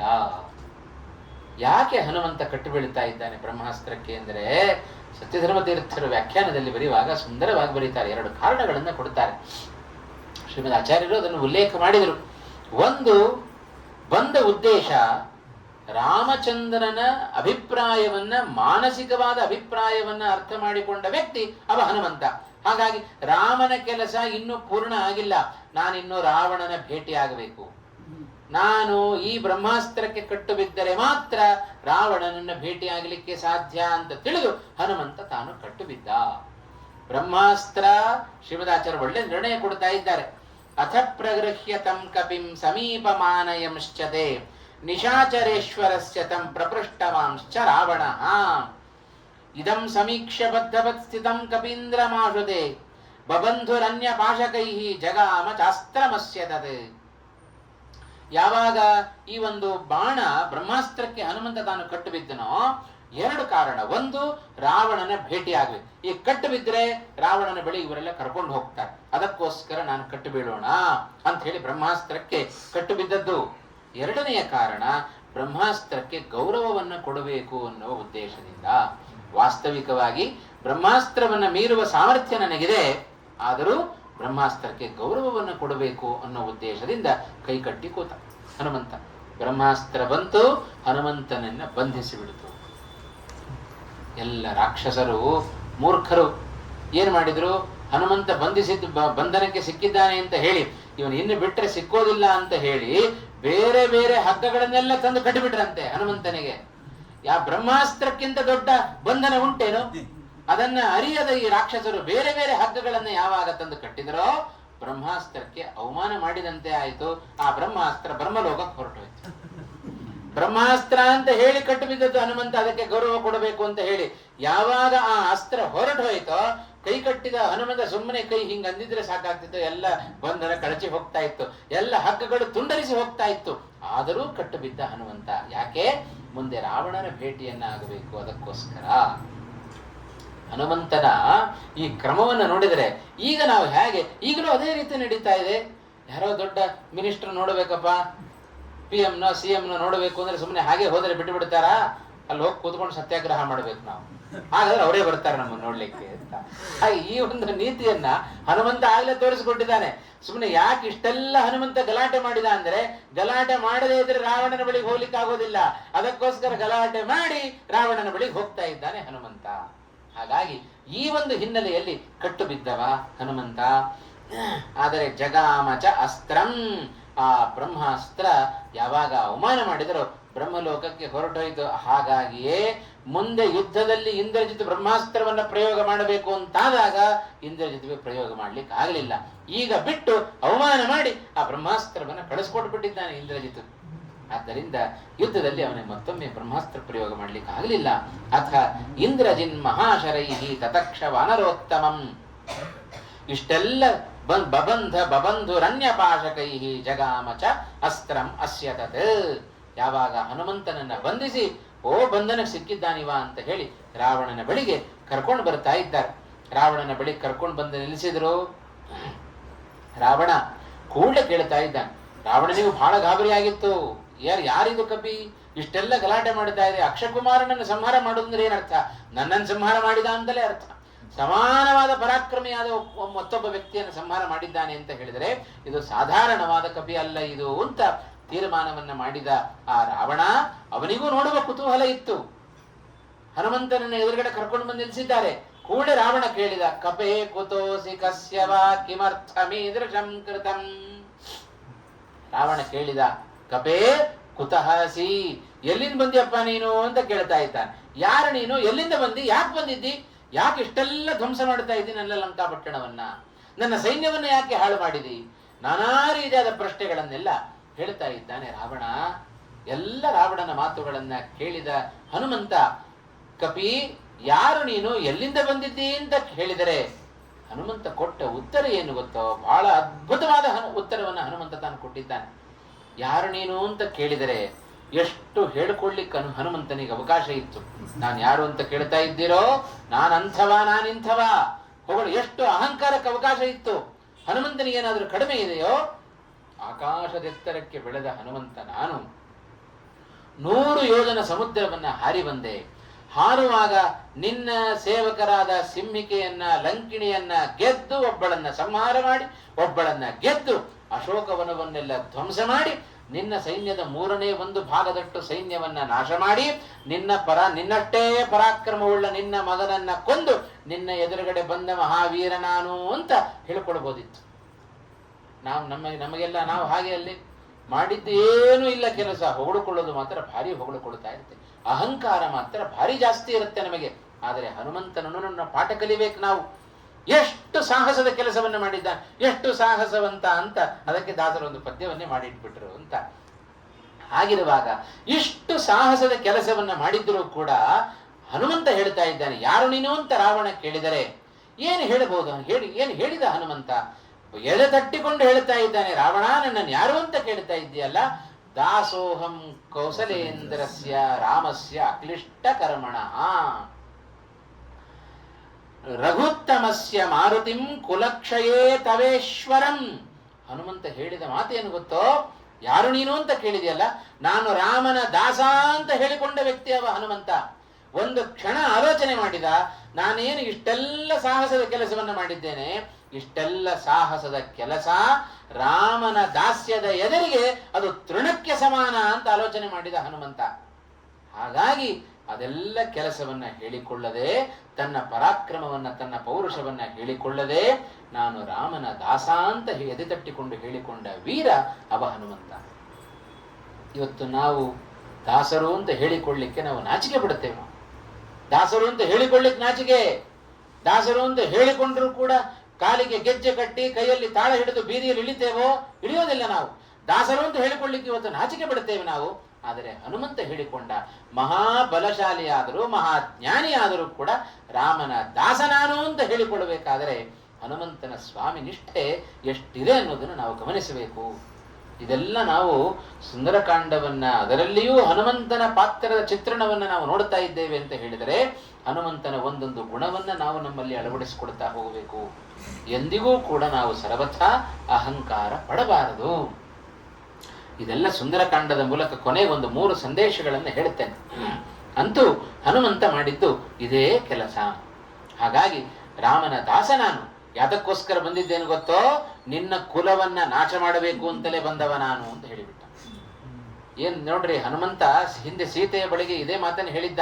ಹನುಮಂತ, ಎಲ್ಲ ಕಪಿಗಳು ಬರ್ತಾರೋ, ಇಷ್ಟು ಸಾಮರ್ಥ್ಯ ಉಂಟೋ ಅಂತ ಕೇಳಿದರೆ ಯಾವ ಉತ್ತರವನ್ನ ಸೀತಾದೇವಿ ಎದುರಿಗೆ ಹೇಳಿದ್ದನೋ ಅದೇ ಉತ್ತರವನ್ನ ಇಲ್ಲಿ ರಾವಣನ ಎದುರಿಗೂ ಹೇಳ್ತಾ ಇದ್ದಾನೆ ಹನುಮಂತ. ಏನ್ ಹೇಳಿದ? ಮತ್ತ ಪ್ರತ್ಯವರ ಕಶ್ಚಿತ್ ನಾಸ್ತಿ ಸುಗ್ರೀವ ಸನ್ನಿಧೌ. ರಾವಣನನ್ನು ಕುರಿತು ಹೇಳ್ತಾ ಇದ್ದಾನೆ, ನಾನು ಬಂದದ್ದು ಒಬ್ಬ ಕಪಿ, ನನ್ನಂತ ಕೋಟಿ ಕೋಟಿ ಸಂಖ್ಯೆಯಲ್ಲಿ ಸುಗ್ರೀವನ ಬಳಿಯಲ್ಲಿ, ನನ್ನ ರಾಮನ ರಾಜನಾದ ಸುಗ್ರೀವನ ಬಳಿಯಲ್ಲಿ ಕೋಟಿ ಕೋಟಿ ಸಂಖ್ಯೆಯಲ್ಲಿ ಕಪಿಗಳಿದ್ದಾವೆ. ಆ ಎಲ್ಲ ಕಪಿಗಳಲ್ಲೂ ಅತ್ಯಂತ ಕಡಿಮೆ ಬಲದ ಕಪಿ ಎಂದರೆ ಅದು ನಾನೇ ಅಂತ ಹೇಳಿಕೊಂಡ ಹನುಮಂತ. ಇದು ಸೀತಾದೇವಿಯ ಬಳಿಯಲ್ಲಿಯೂ ಇಂಥ ಮಾತನ್ನು ಹೇಳಿದ, ರಾವಣನ ಎದುರಿಗೂ ಈ ಮಾತನ್ನು ಹೇಳ್ತಾ ಇದ್ದಾನೆ ಹನುಮಂತ. ಇಬ್ಬರಲ್ಲಿಯೂ ಕೂಡ ಪರಿಣಾಮ ಮಾತ್ರ ಬೇರೆ ಬೇರೆ ಆಯ್ತು. ಇದೇ ಮಾತನ್ನ ಸೀತಾದೇವಿ ಕೇಳಿದಾಗ ಭಾರಿ ಉತ್ಸಾಹ ಬಂತು, ಧೈರ್ಯ ಬಂತು. ಅದೇ ಮಾತನ್ನ ರಾವಣನ ಎದುರಿಗೆ ಹೇಳಿದಾಗ ಧೈರ್ಯ ಕುಸಿದು ಹೋಯಿತು. ರಾವಣ ಆಲೋಚನೆ ಮಾಡಿದ, ಸೀತೆ ಆಲೋಚನೆ ಮಾಡಿದಳು, ಅಪ್ಪ ಒಬ್ಬ ಕಪಿ, ಏನೂ ಬಲ ಇಲ್ಲದ ಕಪಿ, ಒಬ್ಬ ಕಪಿ ಬಂದು ಇಷ್ಟು ಗಲಾಟೆ ಮಾಡಿದೆ, ಇಷ್ಟು ರಾವಣನ ಲಂಕಾಪಟ್ಟಣವನ್ನ ಪ್ರವೇಶ ಮಾಡಿದ್ದಾನೆ ಅಂದ್ರೆ ಎಲ್ಲರೂ ಬರ್ತಾರೆ ಅಂತ ತೀರ್ಮಾನ ಮಾಡಿಕೊಂಡು ಬಹಳ ಸಂತೋಷ ಪಟ್ಲು ಸೀತಾದೇವಿ. ರಾವಣನ ಎದುರಿಗೆ ಈ ಮಾತನ್ನ ಹೇಳಿದಾಗ ರಾವಣ ಆಲೋಚನೆ ಮಾಡಿದ, ಒಂದು ಕಪಿ ಬಂದು ನನ್ನ ಲಂಕಾಪಟ್ಟಣವನ್ನ ಇಷ್ಟು ಧ್ವಂಸ ಮಾಡಿದೆ ಎಂದರೆ ಇವನಿಗಿಂತ ಭಾರಿ ಭಾರಿ ಕಪಿಗಳಂತೆ ಅವರೆಲ್ಲರೂ, ಅಷ್ಟೂ ಜನ ಕಪಿಗಳು ಬಂದರೆ ನನ್ನ ಗತಿ ಏನು ಅಂತ ರಾವಣ ಆಲೋಚನೆ ಮಾಡಿದ. ಹೇಳಿದ್ದು ಒಂದೇ ಮಾತು, ಆದರೆ ಪರಿಣಾಮ ಮಾತ್ರ ಇಬ್ಬರಲ್ಲಿಯೂ ಬಹಳ ವ್ಯತ್ಯಾಸ ಆಯಿತು. ನಮ್ಮ ನಮ್ಮ ಮನಸ್ಸು ಹೇಗೋ ಹಾಗೆ ಮಾತುಗಳನ್ನು ಕೂಡ ನಾವು ಸ್ವೀಕಾರ ಮಾಡುತ್ತೇವೆ. ಆ ಹಿನ್ನೆಲೆಯಲ್ಲಿ ಇದು ಪ್ರಧಾನವಾದ ಕೆಲಸ ಹನುಮಂತ ಮಾಡಬೇಕಾದ್ದು. ಅಂದು ಶುರುವಾದ ಭಯ ಮುಂದೆ ರಾವಣನಿಗೆ ಸಾಯೋವರೆಗೂ ಹೋಗು. ಇದೇ ರಾಮಚಂದ್ರನಿಗೆ ಬೇಕಾದ್ದು. ಮುಂದೆಲ್ಲ ಲಂಕಾಪಟ್ಟಣವನ್ನು ದಹನ ಮಾಡುತ್ತಾನೆ ಹನುಮಂತ. ಅದನ್ನು ನೋಡೋಣ ಇವಾಗ. ಕಪೆ ಕುತೋಸಿ ಕಸ್ಯವ ಕಿಮರ್ಥಮೀದೃಶಂ ಕೃತಂ ಇತೀರಿತ ಸಜಾವದ ಪ್ರಣಮ್ಯ ರಾಮವೀಶ್ವರಂ. ಯಾರು ನೀನು ಅಂತ ಕೇಳಿದರೆ ಕೂಡಲೇ ಒಂದು ರಾಮನಿಗೆ ನಮಸ್ಕಾರ ಮಾಡಿದ ಹನುಮಂತ. ಕೂಡಲೇ ಒಂದು ರಾಮನಿಗೆ ನಮಸ್ಕಾರವನ್ನ ಮಾಡಿ, ಅವೈಹಿ ದೂತಮಾಗತಂ ದುರಂತ ವಿಕ್ರಮಸ್ಯ ಮಾಂ ರಘುತ್ತಮಸ್ಯ ಮಾರುತಿಂ ಕುಲಕ್ಷಯೇ ತವೇಶ್ವರಂ. ದುರಂತ ಪರಾಕ್ರಮಿಯಾದ ರಾಮನ ದೂತನಾನು ಅಂತ ತಿಳಿ. ರಾಮಚಂದ್ರ ರಘುತ್ತ ಕುಲಕ್ಷಯೇ ತವೇಶ್ವರಂ, ನಿನ್ನ ಕುಲವನ್ನ ನಾಶ ಮಾಡಬೇಕು ಅಂತ ಬಂದ ರಾಮನ ದೂತನಾದ ಮಾರುತಿ ಹನುಮಂತ ನಾನು ಅಂತ ತನ್ನ ಪರಿಚಯವನ್ನ ಮಾಡಿಕೊಂಡನೇ ವಿನಃ ನಾನಿಂಥವ ಅಂತ ದೊಡ್ಡ ಪಟ್ಟಿಯನ್ನ ಹನುಮಂತ ತಾನು ಕೊಡ್ಲಿಲ್ಲ. ಹಾಗಾದರೆ ಹನುಮಂತ ಮಾಡಿದ ಸಾಹಸವೇ ಏನೂ ಇಲ್ಲ ಅಂತ ಆದಮೇಲೆ ಇನ್ನು ನಾವು ಮಾಡಿದ ಕೆಲಸ ಅದು ಭಗವಂತನ ಎದುರಿಗೆ ಎಷ್ಟು ಮಹತ್ವದ ಆದೀತು. ಹಾಗಾಗಿ ನಾವು ಏನು ಮಾಡಿದರೂ ಸರ್ವಥಾ ಅಹಂಕಾರವನ್ನು ಪಡಲಿಕ್ಕೆ ಸಾಧ್ಯವೇ ಇಲ್ಲ, ಪಡಬಾರದು ಅನ್ನೋದನ್ನ ಹನುಮಂತ ತಾನು ತನ್ನ ಚರ್ಯೆಯಿಂದ ತೋರಿಸಿಕೊಟ್ಟಿದ್ದಾನೆ. ಯಾಕೆಂದ್ರೆ ಹೇಳಿಬಿಡಬಹುದಾಗಿತ್ತು. ಹಾಗೆ ಹೇಳ್ಕೊಂಡಿದ್ರು ಕೂಡ ಪ್ರಾಯ ರಾಮಚಂದ್ರ ಏನು ಬೇಸರ ಪಡ್ಕೊಳ್ತಾ ಇರಲಿಲ್ಲ. ಹನುಮಂತನಿಗೆ ಅಹಂಕಾರ ಇದೆ ಅಂತನೂ ಲೋಕ ಏನು ತಿಳ್ಕೊಳ್ತಾ ಇರಲಿಲ್ಲ. ಎಲ್ಲೋ ಇದ್ದಾನೆ ರಾಮಚಂದ್ರ, ಎಲ್ಲೋ ರಾವಣ ಕೇಳ್ತಾ ಇದ್ದಾನೆ. ಹಾಗೆ ವ್ಯಕ್ತಿ ಇಲ್ಲದೇ ಹೋದರೂ ಕೂಡ ರಾಮನ ಬಗ್ಗೆ ಪ್ರಶಂಸೆಯ ಮಾತುಗಳನ್ನ, ರಾಮನ ಬಗ್ಗೆ ಗೌರವವನ್ನು ತೋರಿಸ್ತಾ ಇದ್ದಾನೆ ಅಂತ ಹೇಳಿದ್ರೆ ನಿಜವಾದ ಹನುಮಂತನ ಸ್ವಾಮಿ ನಿಷ್ಠೆ ಇದರಿಂದ ನಮಗೆ ಗೊತ್ತಾಗುತ್ತೆ. ಇವತ್ತು ಲೋಕ ಹಾಗೆ ಮಾಡೋದಿಲ್ಲ. ಎದುರಿಗಿದ್ದಾಗ ಒಂದು, ಹಿಂದೆಯಿಂದ ಒಂದು, ಮತ್ತೊಂದು. ಎದುರಿಗಿದ್ದಾಗ ಭಾರಿ ಬಣ್ಣ ಬಣ್ಣದ ಮಾತುಗಳನ್ನು ಆಡ್ತಾರೆ, ಬೆನ್ನ ಹಿಂದೆ ಮತ್ತೊಬ್ಬರನ್ನ ಬೈಯೋದೇ ಕೆಲಸ. ನಮ್ಮ ಮುಂದೆ ಈ ಕ್ಷಣದಲ್ಲಿ ಹೊಗಳಿದವರು ಮತ್ತೊಬ್ಬರ ಮುಂದೆ ಹೋಗಿ ಬೈತಾ ಇರ್ತಾರೆ ನಮ್ಮನ್ನು. ಇವತ್ತು ಲೋಕ ಹೀಗಿದ್ರೆ ಹನುಮಂತ ಹಾಗಿಲ್ರಿ. ಲೋಕಕ್ಕೆ ವಿಲಕ್ಷಣವಾಗಿದ್ದಾನೆ ಹನುಮಂತ. ಎಲ್ಲಿ ಹೋದರೂ ಕೂಡ ರಾಮನನ್ನ ಸರ್ವಥಾ ತೆಗಳೋದಿಲ್ಲ, ತಾನು ತೆಗಳೋದಿಲ್ಲ, ತೆಗಳುವವರನ್ನ ಬಿಡೋದಿಲ್ಲ. ಎರಡೂ ಹನುಮಂತನ ಸ್ವಭಾವ. ಇಂಥ ವ್ಯಕ್ತಿಯಾದ ಹನುಮಂತ ರಾವಣನ ಎದುರಿಗೆ ಅಷ್ಟು ಹೊಗಳಬೇಕು ಶ್ರೀರಾಮಚಂದ್ರನನ್ನ ಅಂತ ಆದರೆ ಎಷ್ಟು ಸ್ವಾಮಿ ನಿಷ್ಠೆ ಹನುಮಂತನಲ್ಲಿದೆ ಅನ್ನೋದನ್ನು ನಾವು ಕಾಣಬಹುದು. ರಾವಣನಿಗೆ ಒಂದಿಷ್ಟು ಬುದ್ಧಿವಾದದ ಮಾತುಗಳನ್ನು ಹೇಳ್ತಾ ಇದ್ದಾನೆ. ರಾವಣ, ಒಂದಿಷ್ಟು ಬುದ್ಧಿವಾದ ಹೇಳ್ತೇನೆ, ಹಿತೈಷಿಯಾಗಿ ಹೇಳ್ತೇನೆ, ಕೇಳು ಅಂತ ಹೇಳಿದ. ರಾಮಚಂದ್ರನ ಸಾಧಾರಣ ತಿಳ್ಕೊಂಡಿದ್ದೀಯೋ? ದೇವಾಶ್ಚ ದೈತ್ಯಾಶ್ಚ ನಿಶಾಚರೇಂದ್ರ ಗಂಧರ್ವ ವಿದ್ಯಾಧರ ನಾಗ ಯಕ್ಷಾಹ ರಾಮಸ್ಯ ಲೋಕತ್ರಯ ನಾಯಕಸ್ಯ ಸ್ಥಾತುಂ ನಶಕ್ತಾಯುಹಿ ರಾಮವಧ್ಯಂ. ಎಂಥ ಬ್ರಹ್ಮ ಸ್ವಯಂಭೂಶ್ಚತುರಾನನೋವ ರುದ್ರಸ್ತ್ರಿನೇಸ್ತ್ರ ತ್ರಿಪುರಾಂತಕೋವ ಇಂದ್ರೋ ಮಹೇಂದ್ರ ಸುರನಾಯಕೋವ ತ್ರಾತುಂ ನಶಕ್ತಾಯುಧಿ ರಾಮವಧ್ಯಂ. ಸಾಕ್ಷಾತ್ ಚತುರ್ಮುಖ ಬ್ರಹ್ಮದೇವರೇ ಆಗಲಿ, ರುದ್ರದೇವರೇ ಆಗಲಿ, ಇಂದ್ರನೇ ಆಗಲಿ, ಯಕ್ಷರಾಗಲಿ, ಕಿನ್ನರಾಗಲಿ, ವಿದ್ಯಾಧರರಾಗಲಿ ಯಾರೂ ಕೂಡ ಯುದ್ಧದಲ್ಲಿ ರಾಮನ ಮುಂದೆ ನಿಲ್ಲಿಕ್ಕೂ ಆಗೋದಿಲ್ಲ ಅಂತ ಹೇಳಿದ ಹನುಮಂತ. ಹಾಗಾಗಿ ಎಲ್ಲಿಯ ನೀನು ಅಂತ ಹೇಳ್ತಾ ಇದ್ದ.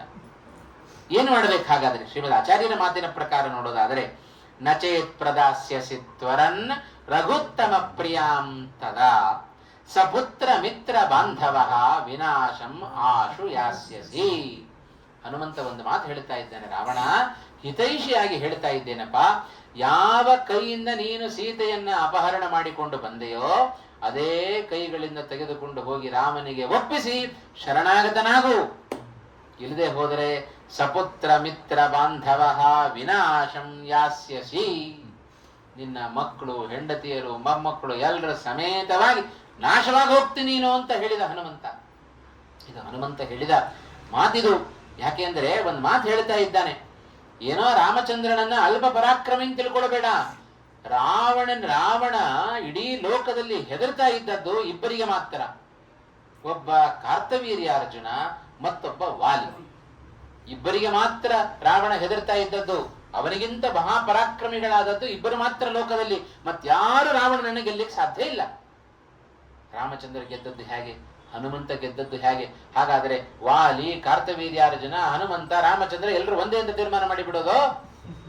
ಅವರಿಬ್ಬರು ಗೆದ್ದದ್ದು, ವಾಲಿ ಮತ್ತೆ ಕಾರ್ತವೀರ್ಯಾರ್ಜುನ ರಾವಣನನ್ನ ಗೆದ್ದದ್ದು ವರದ ಸಾಮರ್ಥ್ಯದಿಂದ. ಹನುಮಂತ ಮತ್ತೆ ರಾಮಚಂದ್ರ ಗೆದ್ದದ್ದು ಸ್ವಯಂ ಪರಾಕ್ರಮದಿಂದ.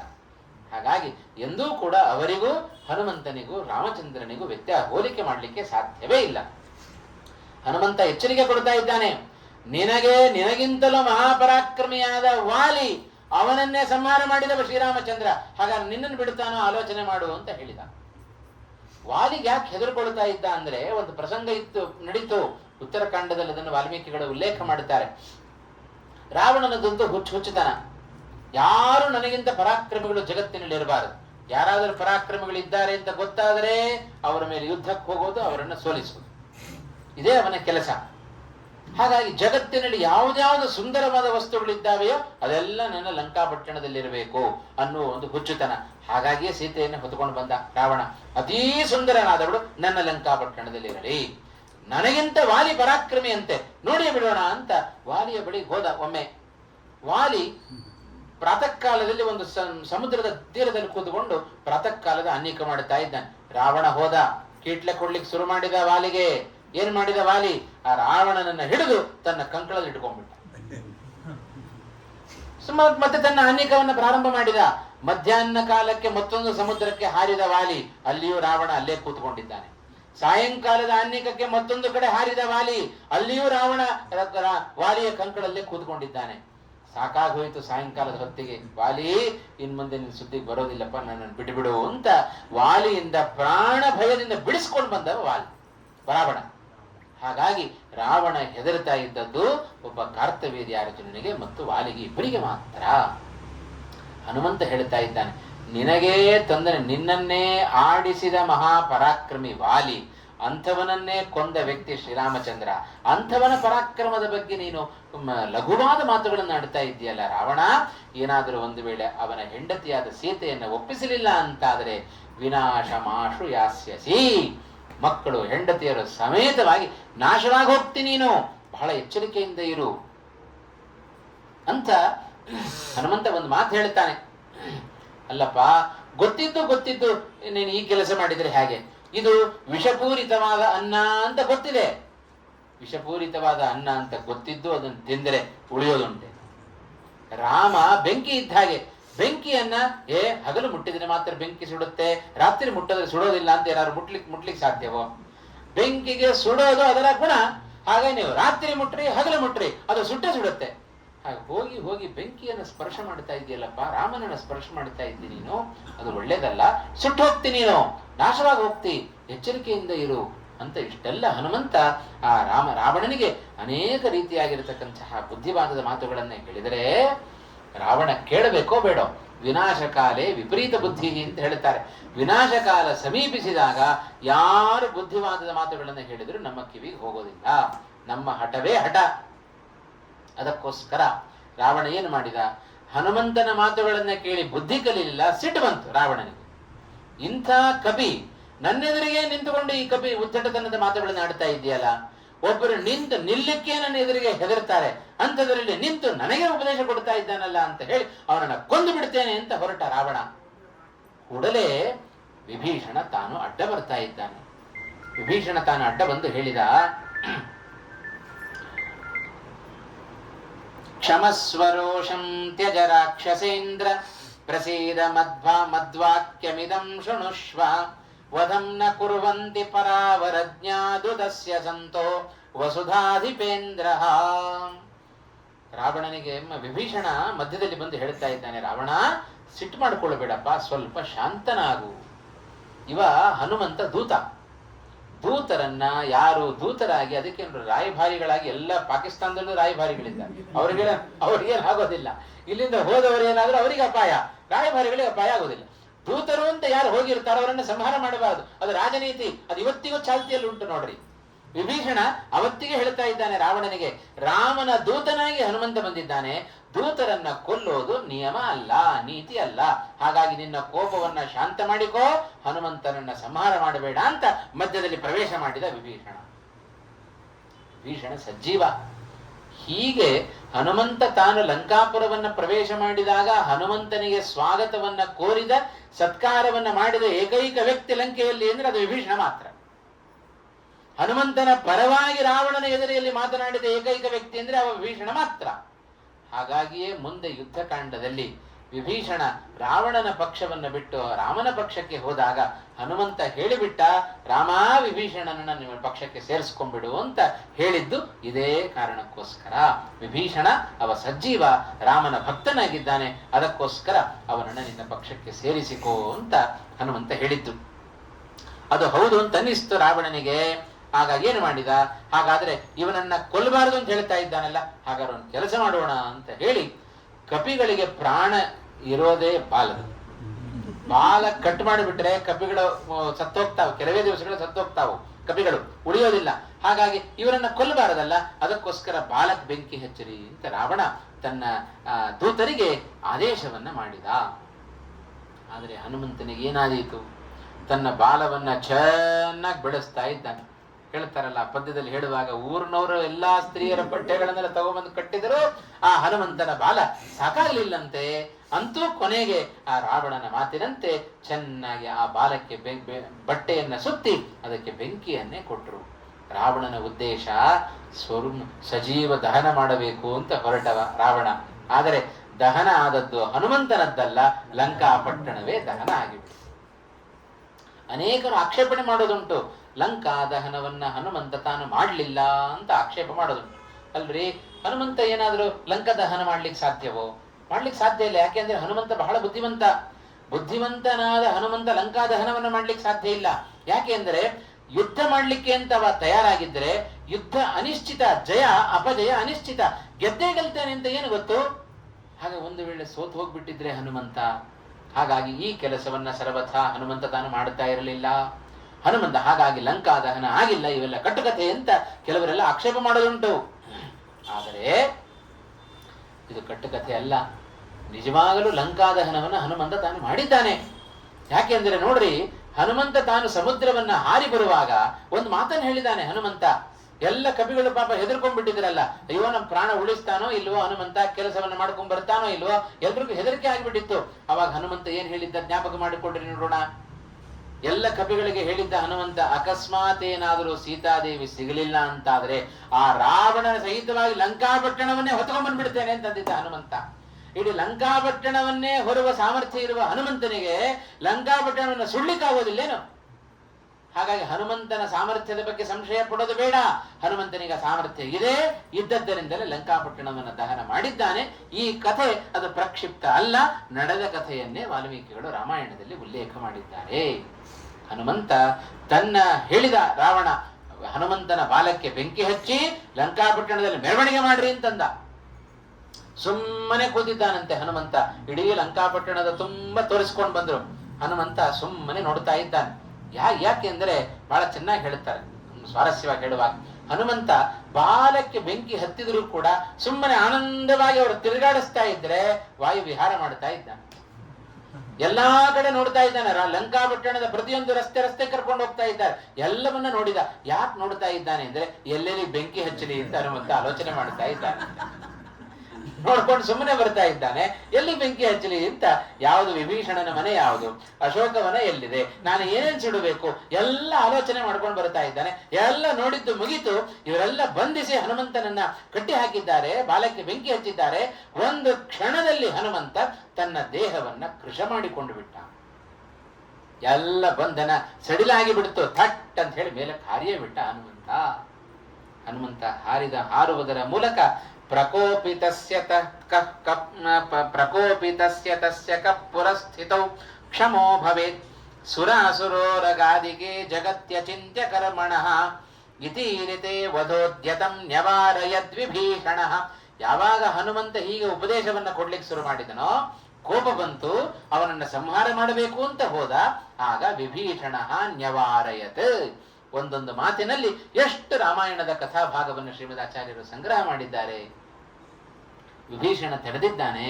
ತಡೆದಾಗ ಹಾಗಾದರೆ ಹನುಮಂತನಿಗೆ ಬಾಲದಲ್ಲಿ ಬಹಳ ಶಕ್ತಿ ಕಪಿಗಳಿಗೆ, ಹಾಗಾಗಿ ಬಾಲಕ್ಕೇ ಬೆಂಕಿ ಹಚ್ಚೋಣ ಅಂತ ಹೇಳಿ ಸಹ ಪುಚ್ಛದಾಹ ಕರ್ಮಣಿ ನ್ಯಯೋದಯತ್ ನಿಶಾಚರಾನ್ ನ್ಯಯೋಜಯತ್.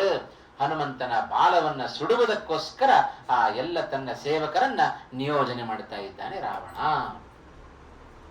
ಅಥ ಅಸ್ಯ ವಸ್ತ್ರ ಸಂಚಯೈಹಿ ಪಿಧಾಯ ಪುಚ್ಛಂ ಅಗ್ನಯೇ ದದುಹು ದದಾಹ ನಾಸ್ಯ ತನ್ ಮರುತ್ಸಖೋ ಹುತಾಶನಃ. ಹನುಮಂತನ ಬಾಲಕ್ಕೆ ರಾವಣನ ಆದೇಶದಿಂದ ಬೆಂಕಿ ಹಚ್ಚಿದ್ರು. ಆದರೆ ಆ ಬೆಂಕಿ ಹನುಮಂತನ ಬಾಲವನ್ನು ಮಾತ್ರ ಸುಡ್ಲಿಲ್ಲ. ಏನಪ್ಪಾ ಇದು ಆಶ್ಚರ್ಯ? ಶ್ರೀಮದಾಚಾರ್ಯ ಹೇಳ್ತಾರೆ, ಮರುತ್ಸಖ ಹುತಾಶನಃ. ಆ ಅಗ್ನಿ ವಾಯುವಿನ ಸ್ನೇಹಿತ ಅಂತೆ. ಯಾಕೆಂದ್ರೆ ನಿರ್ವಾತ ಪ್ರದೇಶದಲ್ಲಿ ಬೆಂಕಿ ಉರಿಲಿಕ್ಕೆ ಸಾಧ್ಯ ಇಲ್ಲ. ಅದಕ್ಕೆ ಲಘುವಾಗಿ ಗಾಳಿ ಬೇಕೇ ಬೇಕು. ಒಂದು ಬೆಂಕಿ ದೀಪ ಹಚ್ಚಿಟ್ಟು ಒಂದು ಲೋಟ ಬೋರ್ಲ್ ಹಾಕ್ಬಿಟ್ರೆ ದೀಪ ಏನಾಗುತ್ತೆ? ಮರುಕ್ಷಣದಲ್ಲಿ ಶಾಂತ ಆಗಿಬಿಡುತ್ತೆ. ಅದೇ ನೀವು ಓಪನ್ ಆಗಿಟ್ರೆ ಅದು ತುಂಬಾ ಗಾಳಿ ಬಂದ್ರೆ ಆರು ಹೋಗ್ಬಿಡುತ್ತೆ. ಆದರೆ ಗಾಳಿ ಬೇಕೇ ಬೇಕು ಬೆಂಕಿ ಉರಿಲಿಕ್ಕೆ. ಹಾಗಾಗಿ ಗಾಳಿ ಬೆಂಕಿಯ ಸ್ನೇಹಿತ, ಅಗ್ನಿಯ ಸ್ನೇಹಿತ ವಾಯು. ಹಾಗಾಗಿ ವಾಯುಸುತನಾದ ಹನುಮಂತನ ಸ್ನೇಹಿತನಾದ ಅಗ್ನಿ ಸುಡ್ತಾನೇನು? ಸಾಧ್ಯವೇ ಇಲ್ಲ. ಹಾಗಾಗಿ ಹನುಮಂತನ ಬಾಲ ಸುಡಲಿಲ್ಲ, ಲಂಕಾಪಟ್ಟಣವನ್ನು ಸುಟ್ಟ ಅಗ್ನಿ. ಯಾಕಂದ್ರೆ ನೋಡ್ರಿ, ಈ ಲಂಕಾಪಟ್ಟಣ ನಿರ್ಮಾಣ ಮಾಡಿದವ ಯಾರು? ವಿಶ್ವಕರ್ಮನಿಂದ ನಿರ್ಮಿತವಾದದ್ದು. ಅಗ್ನಿಗೆ ಸುಡುವ ಸಾಮರ್ಥ್ಯ ಇಲ್ಲ. ಯಾರು ಸುಟ್ಟದ್ದು? ಅಗ್ನಿಯ ಒಳಗೆ ನಿಂತು ಹನುಮಂತನೇ ಆ ಲಂಕಾಪಟ್ಟಣವನ್ನು ಸುಟ್ಟಿದ್ದಾನೆ. ಇದು ಶ್ರೀಮದಾಚಾರ್ಯರು ಕೊಟ್ಟ ನಿರ್ಣಯ ಇದು. ಹಾಗಾಗಿ ಎಷ್ಟು ಸೂಕ್ಷ್ಮ ಅಂಶಗಳನ್ನು ನಾವು ಗಮನಿಸಬೇಕು. ಪ್ರಶ್ನೆಗಳು ನಮಗೆ ಹುಟ್ಟೋದಿಲ್ಲ. ಶ್ರೀಮದಾಚಾರ್ಯ ಪ್ರಶ್ನೆಯನ್ನು ಮಾಡಿಕೊಂಡು ಉತ್ತರವನ್ನು ಅವರೇ ಕೊಟ್ಟುಬಿಟ್ಟಿದ್ದಾರೆ. ಇದು ಶ್ರೀಮದಾಚಾರ್ಯರು ಮಾಡಿದ ಬಹಳ ಉಪಕಾರ ಇದು. ಹಾಗಾಗಿ ಮಮರ್ಷ ಸರ್ವ ಚೇಷ್ಟಿತಂ ಸಹ ರಕ್ಷಸಾಂ ನಿರಾಮಯ ಬಲೋದ್ಧಶ್ಚ ಕೌತುಕ ಪ್ರದಗ್ಧುಮೇವ ತಾಂ ಪುರೀಂ. ಹನುಮಂತ ಈ ರಾಕ್ಷಸರು ಕೊಡ್ತಾ ಇರುವ ಎಲ್ಲ ಚೇಷ್ಟೆಗಳನ್ನ ಸಹಿಸ್ತಾ ಇದ್ದಾನಂತೆ. ಯಾಕೆ? ಮುಂದೆ ಮತ್ತೊಂದು ಕಾರ್ಯ ನಡಿಬೇಕು. ಆ ಕಾರ್ಯ ನಡೆಯೋದಕ್ಕೋಸ್ಕರ ಈ ರಾಕ್ಷಸರು ಕೊಟ್ಟ ಎಲ್ಲ ಉಪಟಳಗಳನ್ನ ಹನುಮಂತ ತಾನು ಸಹಿಸಿದ. ಅಂತೂ ಲಂಕಾಪಟ್ಟಣವನ್ನ ಸುಟ್ಟು ತಾನು ವಾಪಸ್ ಹೋಗ್ಬೇಕು. ಎಲ್ಲಿಯವರೆಗೆ ಸುಟ್ಟ? ಲಂಕಾಪಟ್ಟಣವನ್ನ ಸುಟ್ಟಾಗ ರಾವಣನ ಗಡ್ಡ ಮೀಸೆಗೂ ಬೆಂಕಿ ಹತ್ತು ಬಿಡ್ತು. ವಾಲ್ಮೀಕಿಗಳು ಬಹಳ ಚೆನ್ನಾಗಿ ಅದನ್ನು ಹೇಳ್ತಾರೆ, ದಾಸರ ಪದ್ಯದಲ್ಲಿ ಅದನ್ನ ಹೇಳಿದ್ದಾರೆ. ಹಾಗಾಗಿ ಅಷ್ಟರ ಮಟ್ಟಿಗೆ 1 ಇಂಚು ಕೂಡ ಬಿಡ್ಲಿಲ್ಲ. ಬಿಟ್ಟದ್ದು 2 ಸ್ಥಳ. ಎಷ್ಟು ಈ ಸಂದರ್ಭದಲ್ಲಿ ರಾಮಾಯಣ ಬಹಳ ಚೆನ್ನಾಗಿದೆ, ಬಹಳ ವಿಸ್ತಾರವಾಗಿ ನೋಡಬಹುದಿತ್ತು, ಬಹಳಷ್ಟು ಸಮಯ ಆಗೋಯ್ತು ಇವಾಗ. ಎಷ್ಟು ಹನುಮಂತನ ನಾಟಕ, ಎಷ್ಟು ಅವನ ನಾಟಕೀಯತೆ ಎಷ್ಟು ಅಮೋಘವಾದದ್ದು. ಹನುಮಂತ ಎಲ್ಲ ಬೆಂಕಿಯನ್ನು ಸುಟ್ಟ, ಇಡೀ ಲಂಕಾಪಟ್ಟಣವನ್ನು ಬೆಂಕಿಯಿಂದ ಸುಡ್ತಾ ಇದ್ದಾನೆ. ಕೊನೆಯಲ್ಲಿ ಸಮುದ್ರದಲ್ಲಿ ಹೋಗಿ ಮುಳುಗಿದ. ಓ, ಇದು ಲಂಕಾಪಟ್ಟಣದ ದಹನ, ಇದು ರಾಮಚಂದ್ರ ಮುಂದೆ ಮಾಡುವ ರಾವಣನ ಸಂಹಾರವೆಂಬ ಯಾಗಕ್ಕೆ ಇದು ನಾಂದಿ ಅಂತ ಆಲೋಚನೆ ಮಾಡಿದ ಅಂತ ಹೇಳಿ ಕೊನೆಗೆ ಎಲ್ಲ ದೊಡ್ಡ ಕಾರ್ಯ ಮುಗೀತಲ್ಲ, ಇದು ದೊಡ್ಡ ಉತ್ಸವನೋ ಅಥವಾ ಇನ್ನೇನಾದ್ರೂ ಕೊನೆಗೆ ಅವಭೃತ ಸ್ನಾನ ಮಾಡ್ತೇವೆ ನೋಡ್ರಿ ನಾವು. ಉಡುಪಿಯಲ್ಲಿ ಸಪ್ತೋತ್ಸವ ಆದ್ರೆ ಕೊನೆ ದಿವಸ ಅವಭೃತ ಸ್ನಾನ ಮಾಡ್ತಾರೆ. ಹಾಗೆ ಹನುಮಂತ ಇಡೀ ಲಂಕಾ ದಹನವನ್ನ ಮಾಡಿ ಕೊನೆಗೆ ಸಮುದ್ರದಲ್ಲಿ ಮುಳುಗಿ ಅವಭೃತ ಸ್ನಾನ ಮಾಡಿದ. ಮೇಲೆದ್ದ ಹನುಮಂತ ಆಲೋಚನೆ ಮಾಡ್ತಾ ಇದ್ದಾನಂತೆ, ಛೇ, ನಿಜವಾಗಲೂ ಲೋಕದಲ್ಲಿ ಪ್ರಸಿದ್ಧಿ ಇರುವಂತೆ ನನ್ನ ಕವಿಬುದ್ಧಿಯನ್ನೇ ತೋರಿಸಿಬಿಟ್ಟೆ ನಾನು ಅಂತ. ಏನು ಕವಿಬುದ್ಧಿ ಎಂದರೇನು? ನಮ್ಮ ಸಣ್ಣ ಸಣ್ಣ ಮಕ್ಕಳಿಗೆಲ್ಲ ಒಂದು ಪಾಠ ಉಂಟು ನಮ್ಮಲ್ಲಿ, ಆದರ್ಶ ಪಾಠದಲ್ಲಿ, ಕೀಲೋತ್ಪಾಟಿ ವಾನರಹ ಅಂತ ಅಲ್ವಾ. ಆ ಕೋತಿ ಏನ್ ಮಾಡುತ್ತೆ, 2 ಮರ ಕತ್ತರಿಸ್ತಾ ಇರ್ತಾನೆ ಒಬ್ಬ. ಆ ಮರ ಕತ್ತರಿಸುವಾಗ ಮಧ್ಯಾಹ್ನ ಆಯ್ತು ಊಟಕ್ಕೆ ಅಂತ ಹೋಗುವಾಗ ಅದರಲ್ಲಿ ಗರಗಸ ಹಾಗೆ ಬಿಟ್ಟು ಮಧ್ಯಕ್ಕೆ ತಾನು ಹೋಗಿದ್ದಾನೆ. ಈ ಕೋತಿ ಹೋಯ್ತು, ಒಂದು ಕಪಿ ಹೋಯ್ತು. ಆ ಮಧ್ಯದಲ್ಲಿ ಕೂತುಕೊಂಡು ತನ್ನ ಬಾಲ ಸಿಕ್ಕು ಬಿದ್ದಿದೆ, ಹೋಗಿ ಆ ಗರಗಸವನ್ನು ತೆಗಿತಾ ಇದೆ ಅಂತ. ಆ ಬಾಲ ಸಿಕ್ಕ ಹಾಕೊಂಡು ಬಿತ್ತು, ಅಲ್ಲೇ ಸತ್ತು ಹೋಯ್ತು ಕಪಿ. ಅದಕ್ಕೆ ಕಿಲೋತ್ಪಾಟಿ ವಾನರಹ ಅಂತೇಳಿ ಒಂದು ಸಣ್ಣ ಕಥೆ ಇದೆ ಮಕ್ಕಳಿಗೆ ಕೇಳುವಾಗ. ಕವಿ ಬುದ್ಧಿ ಏನ್ ಮಾಡೋದು, ಏನ್ ಮಾಡ್ಬೇಕು, ಏನ್ ಮಾಡಬಾರದು ಅಂತ ಗೊತ್ತಿಲ್ಲ. ಅಯ್ಯೋ, ಇಂಥ ಕೆಲಸ ಮಾಡಿಬಿಟ್ನಲ್ಲ ನಾವು, ಇಡೀ ಲಂಕಾಪಟ್ಟಣಕ್ಕೆ ಬೆಂಕಿ ಹಚ್ಚಿಬಿಟ್ಟೆ. ಪಾಪ ಸೀತಾದೇವಿಯು ಕೂಡ ಸುಟ್ಟು ಹೋದ್ಲೋ ಏನೋ ಆಲೋಚನೆ ಮಾಡ್ತಾ ಇದ್ದಾನೆ. ಅಕಸ್ಮಾತ್ ಏನಾದ್ರು ಸೀತಾದೇವಿ, ಅಶೋಕವನಕ್ಕೂ ಬೆಂಕಿ ಹಚ್ಚಿದ್ದಾನೆ ಹನುಮಂತ, ಇಡೀ ಅಶೋಕವನವನ್ನು ಸುಟ್ಟು ಹಾಕಿಬಿಟ್ಟೆ, ಸೀತಾದೇವಿಯ ಕಥೆ ಏನು, ರಾಮನಿಗೆ ನಾನೇನು ಉತ್ತರ ಹೇಳಿ ಆಲೋಚನೆ ಮಾಡ್ತಾ ಇದ್ದಾನೆ ಹನುಮಂತ. ಇದರಲ್ಲಿ ಇನ್ನು ಬೇಕಾದಷ್ಟು ಆಲೋಚನೆಗಳಿದ್ದಾವೆ ಹನುಮಂತನದ್ದು. ಅಂತೂ ಹನುಮಂತ ಸಾಧಾರಣವಾಗಿ ಒಂದು ಕಪಿ ಹೇಗೆ ಮಾಡೀತು ಅನ್ನೋದನ್ನ ಆಲೋಚನೆ ಮಾಡಿ ತೋರಿಸಿಕೊಟ್ಟ. ಮರುಕ್ಷಣದಲ್ಲಿ ಆಲೋಚನೆ ಮಾಡ್ತಾ ಇದ್ದಾನೆ, ಛೇ, ಹಾಗಾಗಿರ್ಲಿಕ್ಕೆ ಸಾಧ್ಯ ಇಲ್ಲಲ್ಲ. ಸೀತಾದೇವಿ ಏನಾದರೂ ತನ್ನ ಸ್ವಂತ ಸಾಮರ್ಥ್ಯದಿಂದ ತಾನು ಬೆಂಕಿಯನ್ನು ತಾಗಿಸಿಕೊಳ್ಳದೆ ಇದ್ದಿದ್ರೆ ಬಹಳ ಒಳ್ಳೆಯದು. ಏನೇ ಆಗ್ಲಿ ಒಮ್ಮೆ ನೋಡಿ ಬಿಡೋಣ ಅಂತ ಹೇಳಿ ಮತ್ತೊಮ್ಮೆ ಅಶೋಕವನಕ್ಕೆ ತಾನು ಹನುಮಂತ ಬರ್ತಾ ಇದ್ದಾನೆ. ಇದೆಲ್ಲ ಹನುಮಂತನಾಡಿದ ನಾಟಕ ಇದು. ಅಸುರ ಜನ ಮೋಹನಾಯ ತೇಷಾಂ ವಿಡಂಬನಾಯ ಇವ. ಒಂದೇ ಉತ್ತರ ಶ್ರೀಮದ್ ಆಚಾರ್ಯರ ಉತ್ತರ.